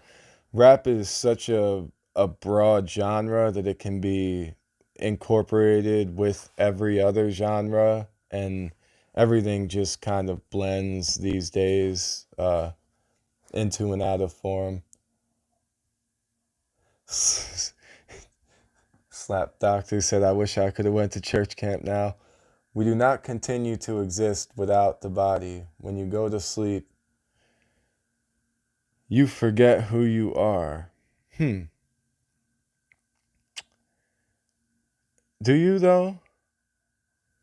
Who are we? Do we really know who we are? You don't know who you are after you go to sleep, and in the same way you didn't know who you are for the first few years of your life. But a lot of times when I'm in my dreams, I'm well aware of who I am, especially when I go lucid. I'm well aware of my waking life and my memories from that waking life, and I can incorporate them and I can remember things that I was thinking about right before I went to bed. What's wrong with you, bro? Real shit. I'm from Northside. Go represent. Yo. Uh yeah, so much to that. But testing people, crap is what people do when they don't have any talent. Nah, you're right. That's very, very true for the most part. But these days, uh there's pretty much any genre of music. A lot of the most famous people in that genre don't have any talent, whether it's rap or not. So it doesn't take talent to get popular. For me, rap was just a way for me to express myself verbally. Like before rap, I liked writing poetry and I liked writing stories. I also liked spoken word and I listened to a lot of motivational speakers and stuff. But I also enjoy like instruments and drums. So it's like that's rap was the best way for me to incorporate that. And it's more like an artistical music form of spoken word poetry. That is not so. You do not know who you are when you go to sleep, and that is why it all starts. Nobody knew who they were for the first few years of their life, and when you go to sleep at night, you don't know who you are in this life. Are you telling me I'm lying?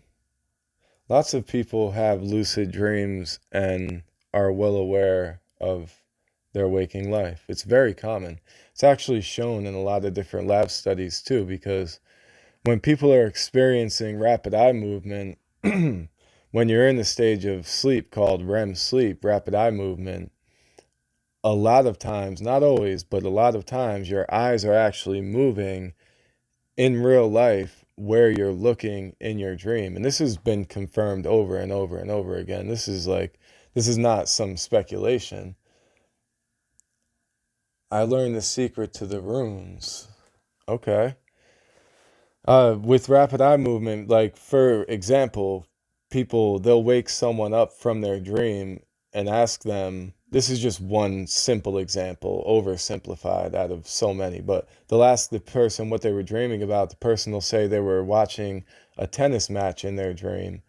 And the scientists observed while the person was asleep and their eyes were flickering underneath their eyelids, they could see that their pupils were going back and forth and their eyes were moving back and forth as if they were watching a tennis match. So, I mean, based on that principle, they started telling people when you go to sleep, if you have a lucid dream, when you wake up in your dream, show us a sign, show us a signal. So they'll tell the people to look up twice and then look down twice consecutively. And they started doing this, and there's different ways that they can induce lucid dreams too. And through doing this, they've had people confirm while they're sleeping that with their eyes that they're lucid. So they can tell with the EEG meter hooked up to the person's head through their brain scans, they can tell that they're sleeping, that they're in a sleep state. And then these people will signal with their eyes that they're awake in their dream. And then they can even ask them math problems while they're sleeping, and they can answer these math problems, these people, while they're dreaming, and they can hear the voice in their dreams. And it's interesting, these people report hearing the voices in different ways. Some people will say the voice was just a loud voice coming out of the sky. Some people will say that, like, the one said he was driving and he heard the voice over the radio asking him the math problems. You know, they'll ask him very simple math problems, 2 plus 3, and these people will move their eyes up 5 times, to answer the math problem. And I'm not making this up at all whatsoever. This is like completely reconfirmed over and over through lots of different blind studies. What is going on in the comment section? I don't want to have to block people. The fact is that you aren't disputing that you did not have an identity when you were born or for the first few years of your life. No. No, I'm definitely not disputing that whatsoever.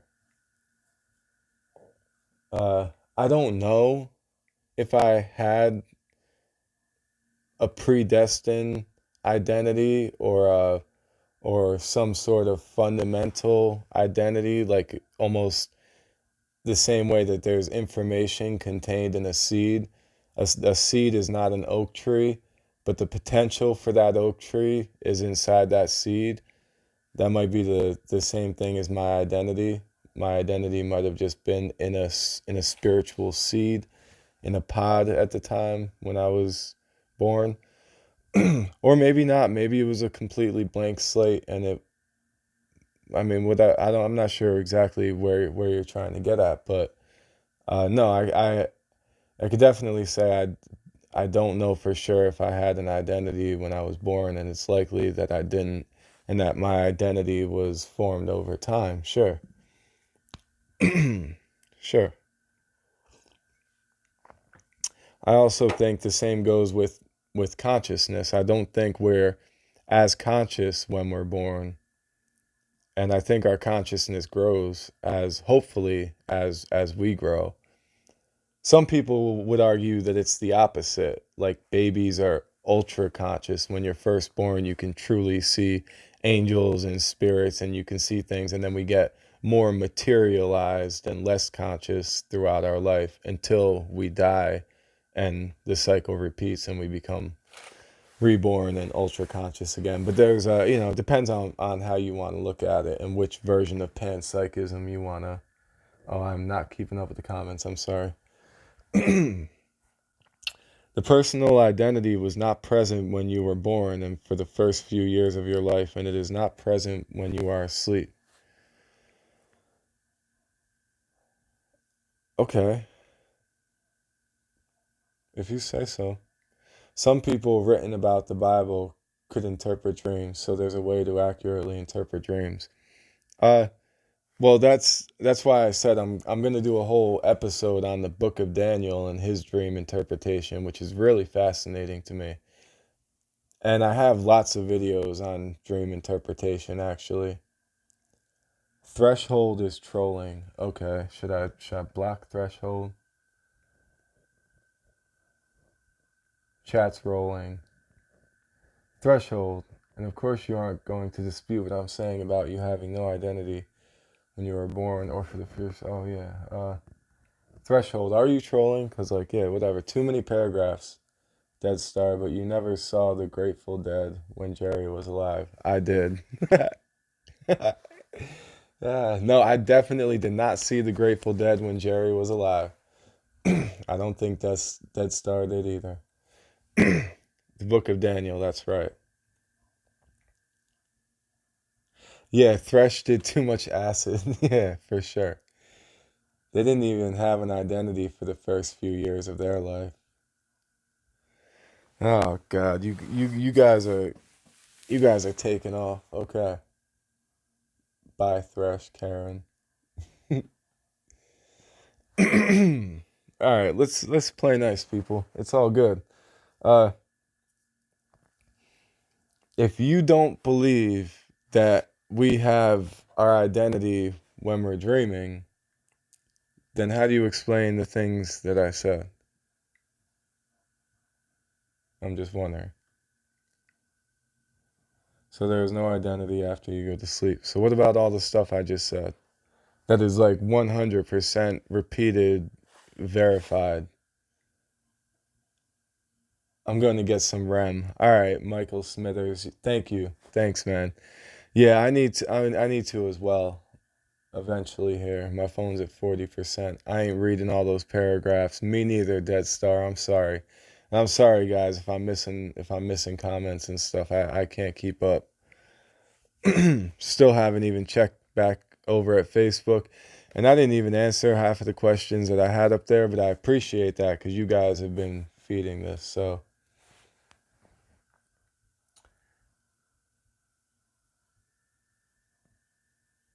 Threshold's keyboard is smoking, right? Soft H3RO, you said, I had a dream of the rapture, blue circles opening in the sky and demons flying in the sky. Yeah, apocalyptic dreams are fairly common. It's pretty much an archetypal theme for humans across all cultures throughout all of human history. Apocalyptic dreams, and there's a lot of that in the Bible too. Dead Star, you said I remember before I was born, and I remember being taken out of my mother's womb. A lot of people, I've heard that from a lot of people, and that's fascinating. It is. I don't know how true it is, but there's no way that someone could say that's not possible.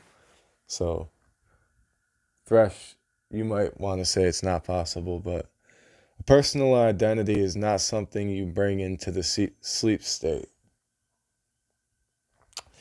In the same way, a personal identity is not something that you carry into this life the day you were born. It did not exist. Okay, I get it, Thresh. You keep saying the same thing, and I understand what you're saying. So tell me, what exactly is a personal identity? Dead Star, you said I was held upside down and I could see white figures, doctors in white. That's awesome. Thresh, you did not have an identity when you were born or for the first. Yeah, I get it. I get it. I get it. You keep repeating yourself. Uh, okay, the identity is a story that someone, damn it, that someone told you, and for the first few years of your life, you had no identity, and you all know it. Am I gonna? I might just show the comments on screen here. Maybe I should. Maybe I shouldn't. You can say whatever bullshit you want, but the fact is, you didn't know your name. I keep hiding. I don't mean every time I click on it, it hides it, and then you didn't know your name when you were born. Someone told it to you, sure, but maybe my name is not my identity. It could be one small aspect of my current identity, and then at the same time, who's to say that this version of this reality of this life wasn't predetermined in some way? I mean, I'm not saying that it was. I'm just saying what's to say it wasn't? I'm not trying to say any bullshit.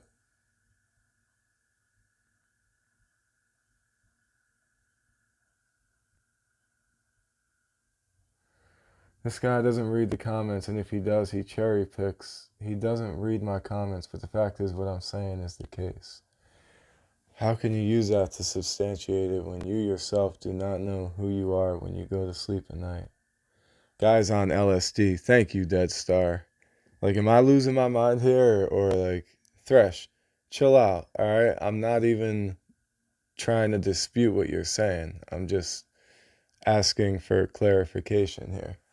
And honestly, I play devil's advocate with anything, and anyone who's been in these live sessions before, they know very well that I will argue with myself. I'll go back and forth conceptually with myself, just because I like to ask questions.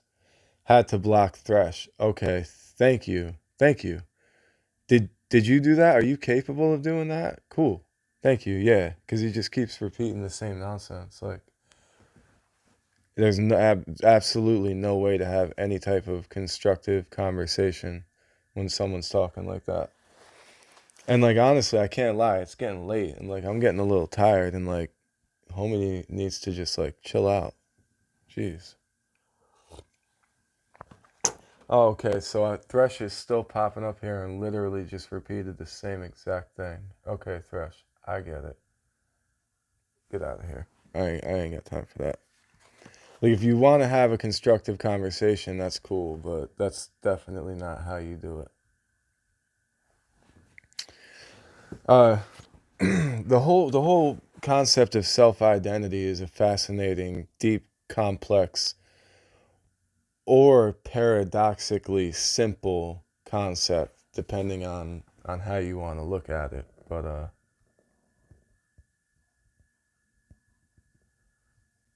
or should I just put Thresh in timeout? I don't know. Yeah, so Slap Doctor, send him to the Shadow Realm, right though? Right? Yeah, he needs to confront his shadow self. It's dark and scary there. Yeah, man. No need for all that nonsense. Like, and definitely like just repeating the same thing over and over ain't gonna help anyone get clarity on anything. And we could talk about self-identity, but like, still, I do think so. As far as like lucid dreaming goes, there's all types of interesting experiments on that. And like, if you want to talk about the true self, like how fundamental do you want to get? Because maybe our true selves are actually just the ultimate unity. Yeah, it is. It's really the thing that has troubled me the most in my life, figuring out who it is that I really am, right? The shadow people mess with your mind. Yes, they do. Yes, they do in different aspects of your own shadow personality. Yeah, that's what really messes with your mind. Yes, and like figuring out who you really are. They say that we're not the observed, we're not what's observed, we're the observer. And like I get that, but are we beyond the observer? And I hate to say it, but like the ultimate question is, Trump is doing amazing, best president by. I shouldn't have read that out loud. I don't want no one to clip that on me. Deep state does that too. Yeah, no. I agree. I agree. Uh but like self-identity, I guess the big question here is, and he was talking about like when we're born and after we die. Based on the law of conservation, the scientific law of conservation of energy says that mass and the scientific law of mass and energy says that mass and energy can never be created or destroyed. They just move into and out of form, basically. They just change states. But nothing's ever created or destroyed. As far as we know, we live in a closed system, which is our universe. And in this closed system, energy and mass cannot be created or destroyed. So we know that we're never completely destroyed. We just change states. The big question is, does our identity, does it go with us? Do we carry this? There's really no reason to think fully that we do. Maybe in other life forms or future lives in some way we get to connect with all of these, but we change states. I agree. I agree, Dead Star. Yo, Dead Star, who are you? Do I know you? I'm sorry, or did you? Are you the one who said you just found this channel tonight? Because I appreciate all your comments. In this closed system, we're stuck. Slap Doctor, we become worm food, then poop. We do. Well, our bodies become worm food and then poop. But like, if there's some sort of ghost in the machine, which we don't know for sure that there is, but you lose your egos though, completely lose it. Yeah, our identity does with us. Right, right. I mean, all evidence seems to point to that, unless you think about like how some people have visions of past lives. Are those, or visions of future lives, or visions of alternate realities? Are dreams alternate realities? Are dreams other parts of our identity, or other parts of our pocket of consciousness, or our individual spirit, if there's such a thing, however you want to look at it? Are dreams other versions of that in this infinite, vast spans of the universe, of infinite dimensions and multi-layered realities? Who knows? Slap Doctor, you just found it. Okay, what ups? That cool, man. Thank you, Slap Doctor, for, and thank all. The ego is not the self. Your spirit and flesh, right? Ghost in the machine. Well said, my man. Yeah, Dead Star. Yeah, I mean, and I'm not saying that there is a ghost in the machine. I'm just saying there's something in the machine, and what is that? And we could speculate on that all day. These are the things that boggle my mind. And for anyone to have such a strong conviction, and to try to denounce anyone else's perspective on it so strongly, it's just that's kind of annoying to me. Does it become what we conceive, or is there some fundamental? Dead Star, you said no, but the ego is part of ourselves. I was saying that when you die, that you lose your ego, so you feel different when dead. Yes, you do feel. That makes sense. Yeah, and that's there's Carl Jung talks a lot about that in Life and Death, and the death and the rebirth and the development of the ego. And maybe our truest self is our identity without the ego. The ego is generally what's built up throughout our lives, correct? And I know that's what Carl Jung says. The ego is built up consciously through different choices and events in our lives. No, Dead Star, your ego is a part of the mind and you are neither. Interesting. Slap Doctor said, next live I'll share the Discord. Thank you. This chat isn't super cooked. Pretty chill. Thank you. I appreciate that. Cool, man. Yeah. Yeah, well, I stay doing these. I've slowed down on them for the last few months, but yeah, I'm up here. We so much to talk about. And I got For every video I put out, I'll be doing a live session follow up on it so we can chop it up with any of these concepts. I'm really curious to see what any of you say. And if I ask a question, it's that seems like it's a question of opposition. It's more out of curiosity than, trying to actually find a dichotomy. The ego is the false self. Sure, sure, sure. You could say that. Yes, likes, dislikes, favorite color, favorite movie, things like that. This is ego. That builds the ego. Yeah. So and I think that's fair to say. And I guess you would agree also the ego is largely built from societal expectations too, right?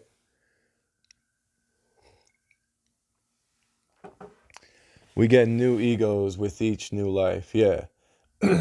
And so this kind of goes with the concept of samsara in Hinduism, right?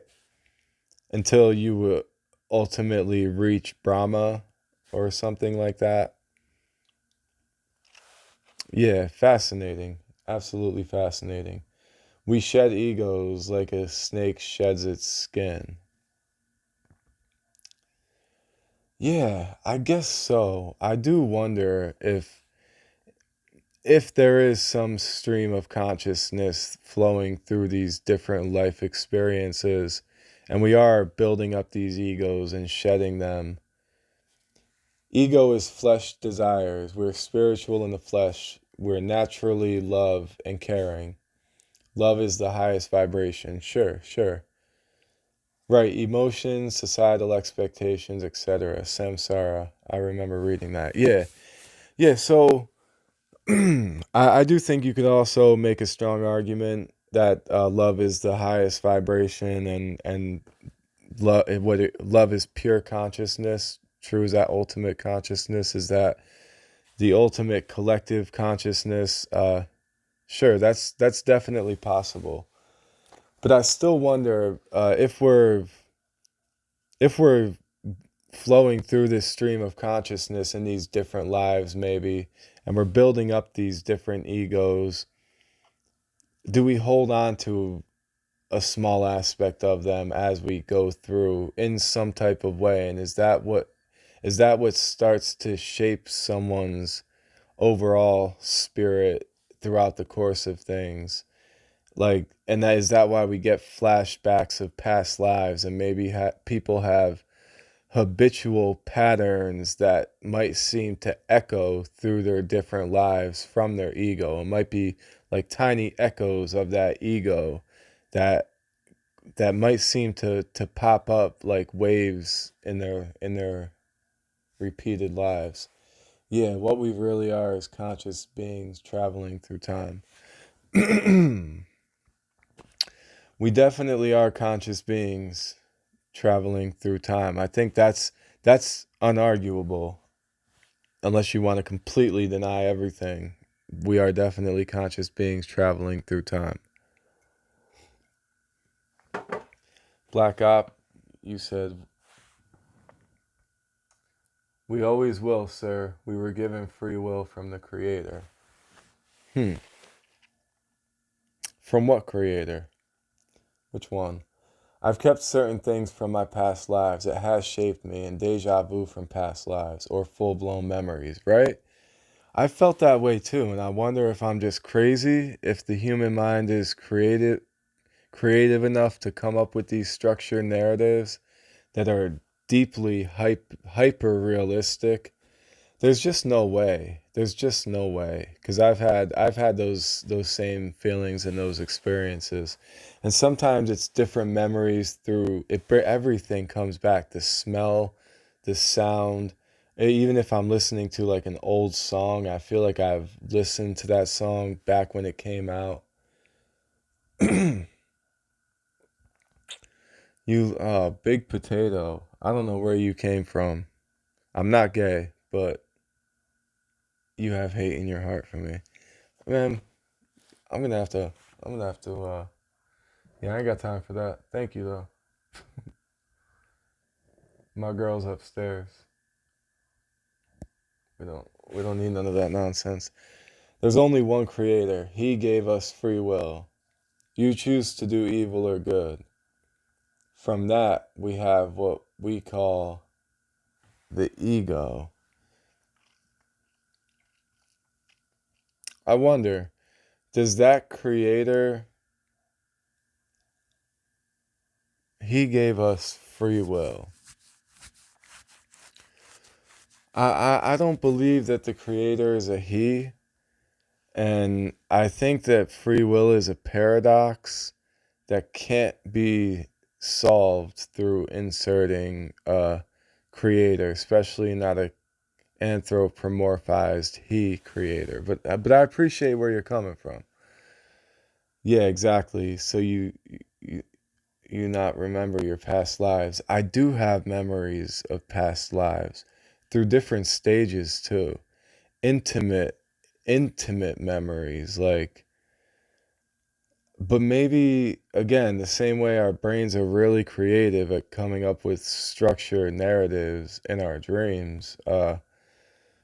Maybe, and there's more about time dilation in dreams I wanted to talk about. But yeah, maybe that's what we're doing. And or maybe again, is it possible that every life, I mean everything is separated from frequencies, right? Everything's determined by different frequencies, and reality is just a series of different vibrations within vibrations, right? Yeah, intimate is the word to describe it. Yeah, yeah. If we're different vibrations and every reality is determined by our individual frequency, and if our experiences are determined from these frequencies, which makes seems to make sense for me. Whether you're looking at it from a perspective of like string theory or like a multiverse type of idea, I mean, everything is vibrating at different levels, and the faster it vibrates, the more it spreads out, whatever. The slower it vibrates, the more dense it is, whatever, things like that. But my point is that maybe we're tuning into these other lives, and that doesn't necessarily mean it was a past life. I also feel like when people talk about empaths, like people who can feel what other people are feeling, I feel like I can tune into sometimes what someone is experiencing on the other side of the world. And I feel like I don't know this person, but I can see what they're seeing through their eyes in my mind, and I can feel what they're feeling like deeply, like I can feel the emotion from their family members and stuff. And it's something that I've never experienced at all. So like I just wonder, like, are what we think of as past lives, are they just us tuning into other lives in some way? Is it connected to our core identity in some way? I don't know. Doomed, pathetic, what's going on?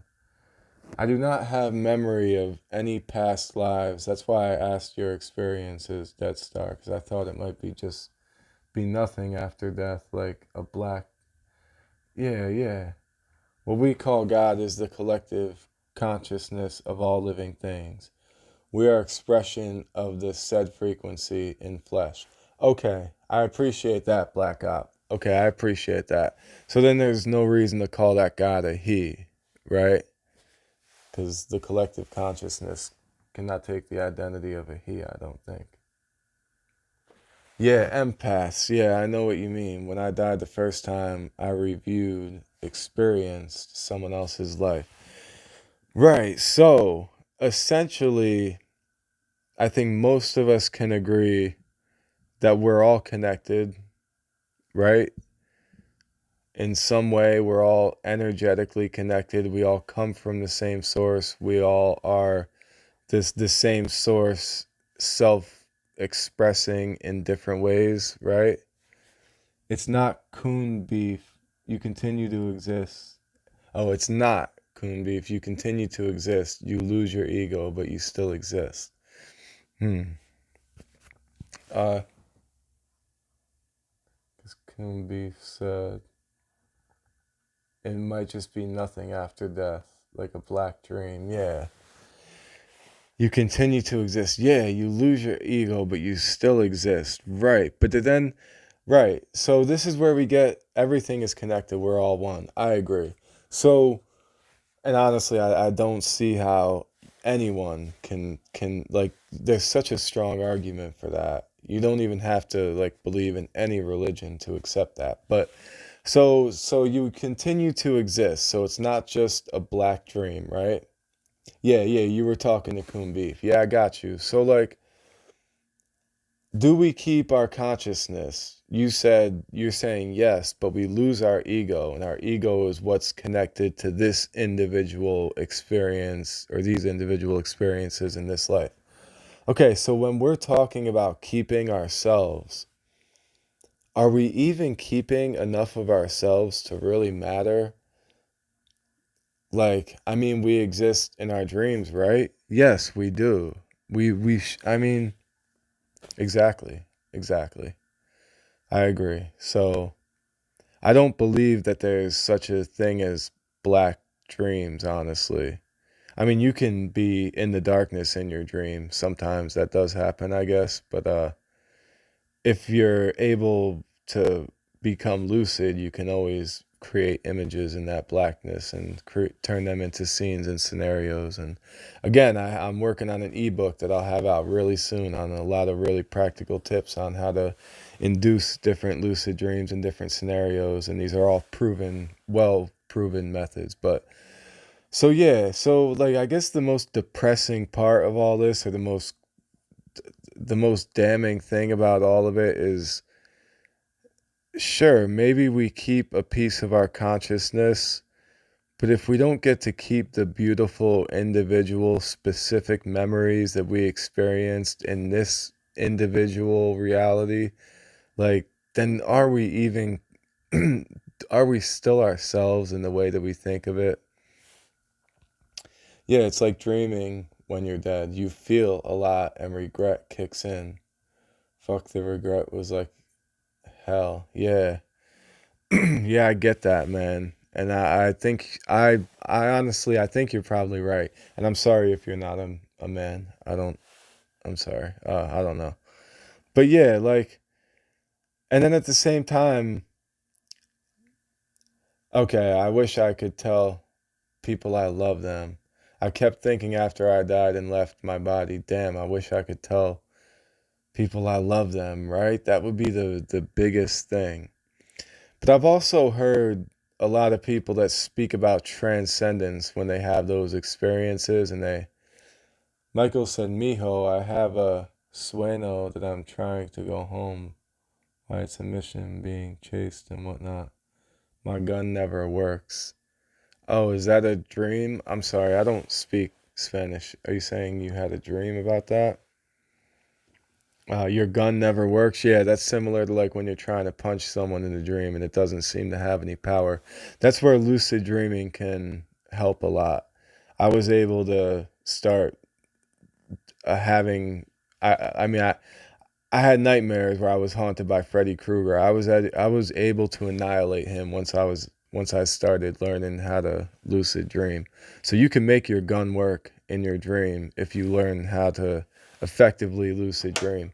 And you might not be completely successful every time, but it's interesting. So Dead Star, yeah, we're still ourselves. It's just like who we are now isn't really who we really are. Yes, yes, great way to say it.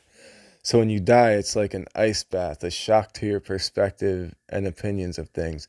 Great way to say it. That's a great way to say it. Thank you. Thank you. That brings a lot of clarity to it, I think. And I've felt that before. And yeah, a lot of people talk about in their near-death experiences, or even people who talk about experiencing death in a dream, which, I made a video about that, death in dreams. Uh, or people, or dreams. Yeah, so what was I even saying? I'm sorry. Yeah, so but then a lot of people who have near death experiences or they die in their dreams, Meaning like people who they say like if you're falling in a dream, they say if you hit the bottom, do you actually die in real life? And no, because I've hit the bottom in my dream. Dead Star, you said when you were a kid, I dreamt of the characters in the ocean or characters in the scenes of books I read as an adult. How's that for time dilation? Yes, prophecy, prophetic dreams, telling the future in dreams, that's a whole nother thing. So do you think when you die you feel alone, or do you think we will be able to communicate to anything? That's a great, fascinating question. Okay, I can't keep up with all these. You become transformed when you can still the mind. Yeah, to be to be transcend is called cosmic hypothesis. When you understood everything, but it leaves you just as quickly. To be awakened is to be still minded. Yes, yes. Black Ops. Okay, that's Black Op. That's what I was getting at. Yeah, like Dead Star. I was thinking like a lot of people describe near death experiences or when people are in these ultra deep states of meditation, and I felt like I've experienced that too, where you experience that unity, or people say that they feel nothing but pure love to the point where they don't forget their life. They remember that they all their family members and everything, but they just see the overall scope of things is so much bigger than that, and they almost laugh. And this is where the laughing Buddha, he tilts his head up to the sky in laughter. Where like right now, from this limited perspective, we think this is all that matters, and it's depressing if we lose these memories and these connections with these loved ones. But maybe when we see the bigger picture, it's almost like seeing realizing that there's an entire series of a TV show, and you were only seeing one episode, and you were so worried that you're going to forget that one episode when really there's hundreds and hundreds of episodes, or potentially infinite episodes, and there's so much great things to experience. Black socks. Philip Miller, are you asking if I'm wearing black socks? Cuz I am. The Three Laughing Monks story. Yes, yes, yes. Yes, yeah. Is that I'm sorry. Yeah, exactly. Uh Yeah, you are eventually overloaded with love or dopamine like feelings. It's dangerous, I found out the second time I died. Yeah, that's 100% true. When yeah, our brain we are flooded with dopamines when we die. And there's got to be some evolution. Well, there is there an evolutionary reason for that? There's got to be some benefit to that. Like besides just pacifying us while we're crossing over. Like, I don't know. I'm not sure. Yeah, yo, that's all interesting. Very interesting. Uh, and like time dilation, yeah, telling the future in your dreams. That's one of the first things that got me really interested in dreams. I had a dream where my grandfather died in the dream, and then I got woken up from that dream, and my grandfather was in the hospital. We went to the hospital, and he died the next morning. What is your opinion on Jay-Z and P. Diddy? Dark Knight? Uh, I don't care enough about Jay-Z and P. Diddy to really talk about him much. Like Jay-Z, I liked him back in the day when I was really young, before he got ultra popular. When him and Nas had the beef, I thought that was awesome. Nas dropped Ether. Jay-Z had the takeover was decent, but like, and Jay-Z has some decent songs, and he ghost wrote a lot of Dre's songs, and like he's talented, but way too famous for me, and way too mainstream, way too flashy. And I never gave a damn about P. Diddy, never liked anything about him anyway. And I've been saying that for a long time. So I was not surprised when any of this stuff came out. And I was always like, I always knew Bad Boy was on some funny stuff. But interesting about your premonitions as a kid. Yeah, so what's interesting also is that when you, okay, so, and what'd you say? It's weird that you can, Jingo Bingo, it's weird that you can feel all things but not death because it wakes you up. And if you die in real life, maybe you wake up. Correct. Maybe that's exactly how how this cycle of life and death works. Uh, you said you look at it, Dead Star, you said you look at it in a weird way, so our futures can be predicted because they have already occurred. They're in the last, yeah, they're in the last life, maybe. Yeah, and my girl who really isn't into any of this stuff, even like for the longest time, she even tells me like, why do you care about dreams or any of this stuff? Like none of it matters. It's all just random crap made up by your brain or whatever, and none of it means anything. But then, I mean, we've been together almost 10 years. She's been around me long enough to know like she's starting to pick up on a lot of this stuff and hear a lot of the things that I say. And she's had some wild experiences. So just like a few weeks ago, she told me how she had a dream that a bear was attacking her in the woods and someone was trying to stop that bear from attacking her.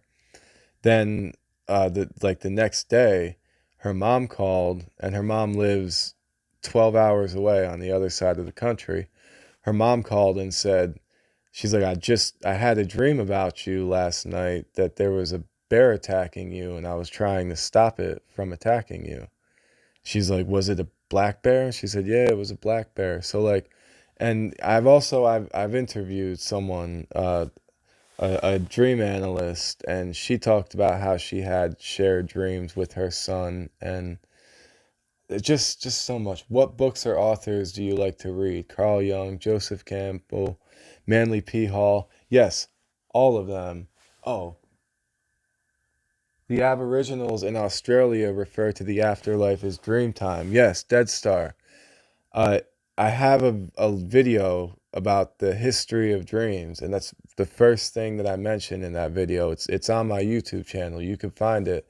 It's older, and it was a live session. And like I said, my next video that's coming out, which I'm gonna finish editing tonight, is a more comprehensive, higher quality version of that history of dreams.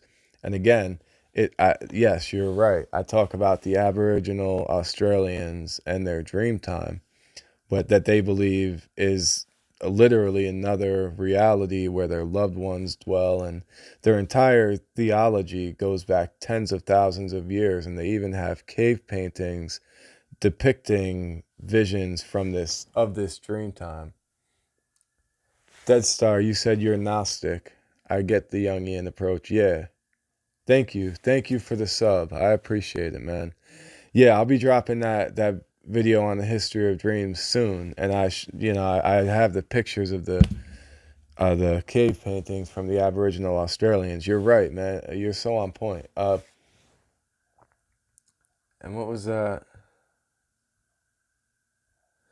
What books or authors do you like? Yeah, Joseph Campbell, Carl Jung, Manly P. Hall. Uh, there's so many. Carl E. Seashore is another one. He did the psychology of music. Carl Sagan, obviously. Like what genre? Because I love so many different genres, but based on all of this type of stuff, I mean, I have my bookshelf right over here. There's so many. James Redfield. Back in the day, I did like a lot of Deepak Chopra and stuff. Uh, who else? Honestly, like going back more, like Rene Descartes, Spinoza. I really enjoyed reading a lot of their stuff. Um, so many, and depending on different people, like I would recommend different books to different people. But honestly, I love there's so many. I have so many favorite authors. Eckhart Tolle is great also. Um, yeah, so many. I've heard if you dream in color, it will come to pass. That's interesting. I know that I mean I always dream in color, but I know back in the day when people used to watch black and white TV more, they had more black and white dreams. Dead Star, you said reading in dreams is fucking wild, man. I used to read pages of books in dreams, but then at some point in my adult life, the words would blur.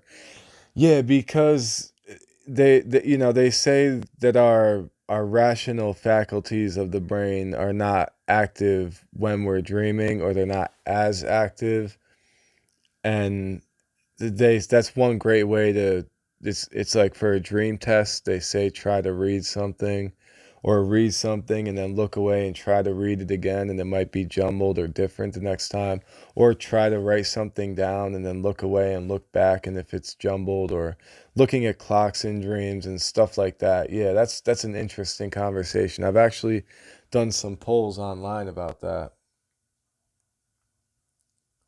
uh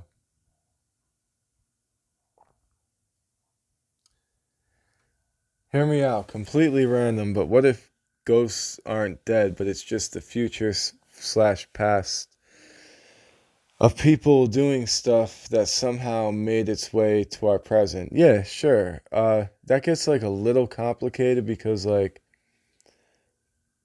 but yeah, I think that's a pretty widely conceptualized theory that a lot of people have thought about. What about eating food in a dream? How it feels like poison when you try to eat something in a dream.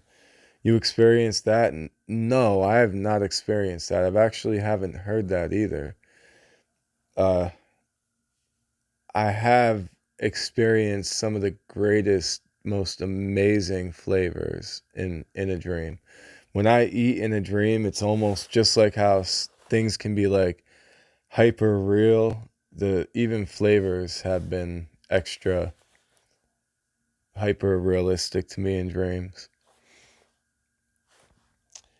My phone is at like 16%, and I got the microphone plugged into it, so I'm not able to charge it at the moment.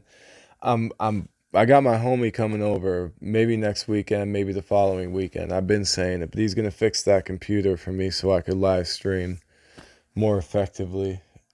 Then I'll pick up on these sessions more regularly. But yeah, maybe ghosts are just people from the past or spirits from the past and present. That gets there's some complications there. There's a lot that we could speculate on there. Have you ever experienced sleep paralysis? Rolly Fisher asked. Yeah. Yes, sleep paralysis. I have, and I've also learned to induce it. When I was trying to astrally project, I ended up getting myself into the sleep paralysis state. I also have like some videos. I talk about sleep paralysis in the upcoming video, but I have a video about the history of angels and demons, and I go through different mythologies throughout history about different figures, different demons that were said to cause sleep paralysis by sleeping on your chest. And yeah, but like scientifically, it's just because the motor faculties in your prefrontal cortex are shut down so that you don't act out your dreams. But then the certain parts of your prefrontal cortex or your cognitive self start to wake up while you're still in that sleep state and your motor functions are shut down. And it's perfectly safe, and it's not as scary as people think. It's just because we're not used to it and we're scared because we can't move our body. And then that starts the chain reaction of panic, and it just things get crazy from there. You're also generally still slightly in the sleep state or the hypnagogic state, which is when you can still see visions from dreams and stuff, so people might kind of hallucinate things. Have you ever succeeded in astral projection? I've only been able to lucid dream. I'm convinced. Well, I believe that astral projection is possible based on everything I believe, but I'm convinced that when people are astrally projecting, they're probably having extremely vivid lucid dreams, because I thought I was astrally projecting. So then I would tell like my friends, "Hey, I'm going to astrally project to your room." And I would tell them, and I've challenged people to do the same thing. Like, I'm going to write something very, very specific so you can't possibly guess it on a piece of paper, and I'll lay it face up next to my nightstand on my bed. And, if you astrally project, come and tell me what that says. Tell me the next morning if you were able to read it.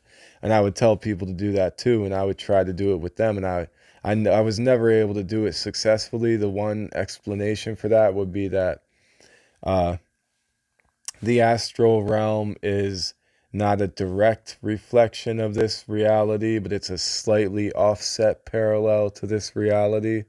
So that's why people would say, but like the one kid, I told him to write something down or draw a picture and leave it on his nightstand, and I was going to astrally project to his room. And I knew this kid. I knew who he was. I knew where his house was, but I had never been in his house, didn't know what his room looked like. So the next day I tried to tell him what I saw on his nightstand, and he was like, he's like, I don't even have a nightstand. I didn't even put anything there. And it's like, damn. I tried. It must have just been a dream. Doesn't mean that astral projection is not possible. Just means that I've tried to test it and never been successful. And I've had other people claim that they could do it successfully, and I've tested them and they've never convinced me. Dead Star, you said I've astral projected, whatever you want to call it, while asleep and went down the road that led to my childhood home. Sure enough, when I went down there as an adult after so many years, it was accurate. Interesting. Interesting. Yeah, maybe. It's just I've asked a lot of people to try to, and like it has been tested actually before in labs, and the tests have not been conclusive enough. So maybe, right, because it's hard, maybe only half the time that people are doing it, they're lucid dreaming, and maybe it's kind of tough to distinguish between the two, and maybe that's what muddies the experiments up.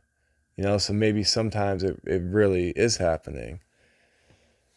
Kings of Vomiting said it could just be a vivid lucid dream. That's a possibility for sure. Yeah, like, or is astral projection a form of lucid dreaming, or are lucid dreams a type of astral projection?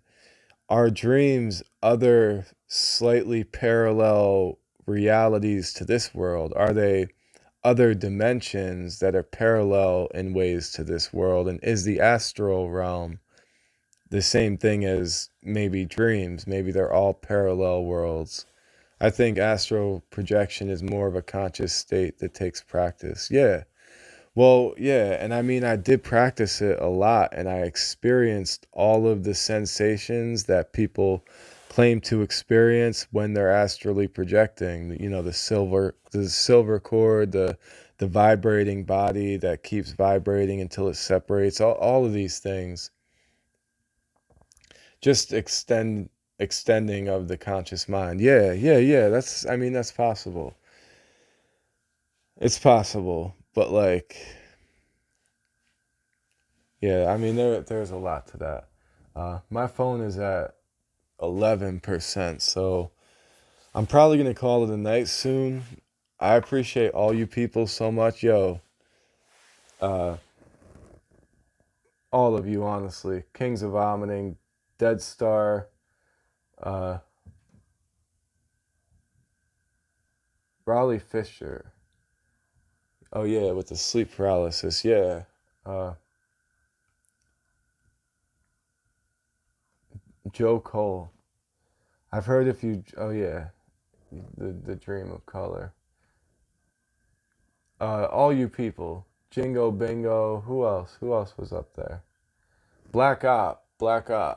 You too. All you guys. I appreciate all you so much for these conversations. there's a Shaolin breathing exercise that can make you astral project. Yeah, I've have videos on different breathing techniques actually.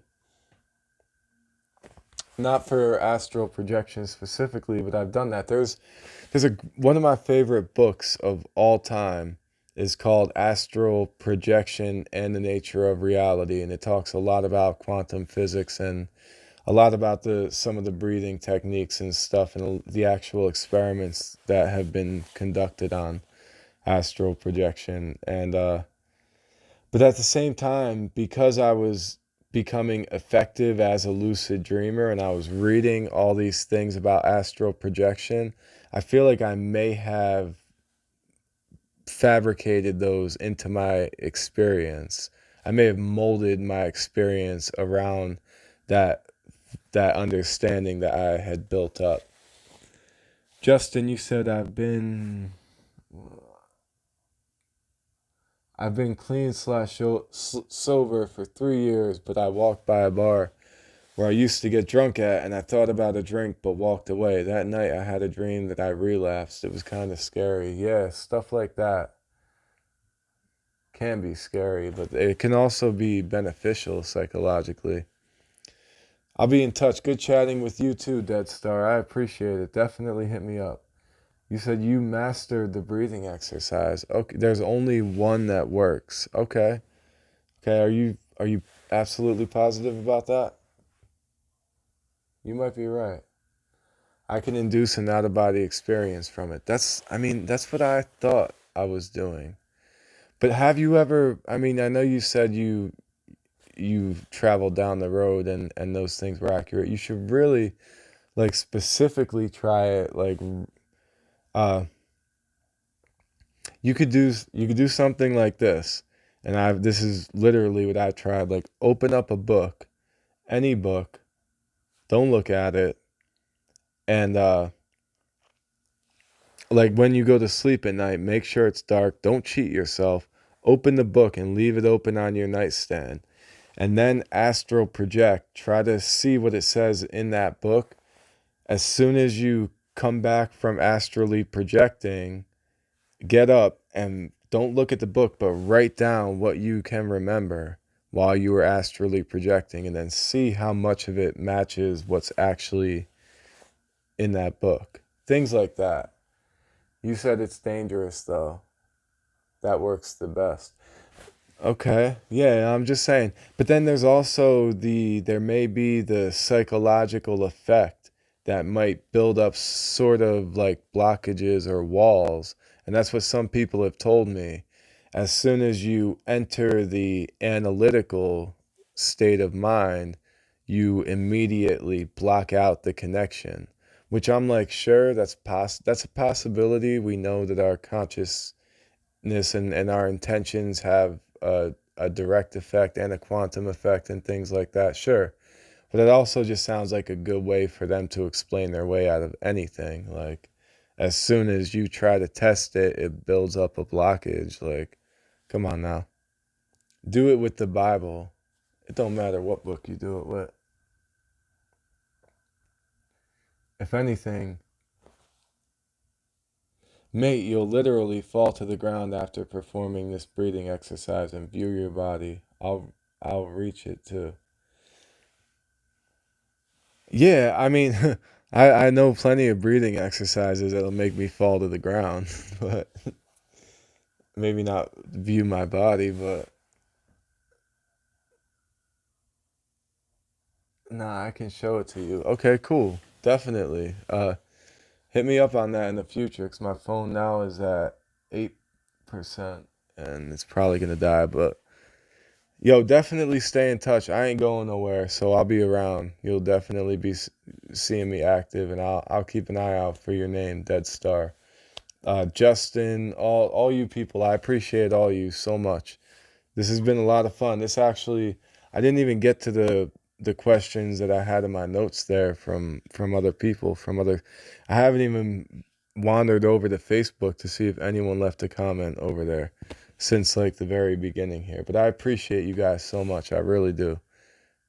It's been a lot of fun talking to you. Dead Star, I would love for you to show me that. So definitely hit me up, and I will be reaching out to you about that. I'm curious. I'm gonna call it a night. If anyone's interested in any of these concepts, ancient symbolism, esotericism, dream psychology, and anything like that, definitely subscribe. Check out some of my playlists or some of my actual deep dives from the past, and join the conversation because it's awesome talking to you guys. Much love to you too, Coon Beef Hash. We on the same wavelength for sure. Good talking with you. Yeah, definitely, definitely. Thank you. Thank you. It's great because people talk about all the trolls, and it's like for every troll, there's definitely more good souls out there from what I see. Maybe it's all just a balance. I don't know. I appreciate you guys. Coin crazy, open bobs, whatever that means. All right, yeah. Peace and love, everyone. I will definitely be in touch. I just want to say goodnight before my phone dies and we get cut off. So, yo, seriously, like I can't express it enough. Thank you all. Thank you all for joining in. Peace and love.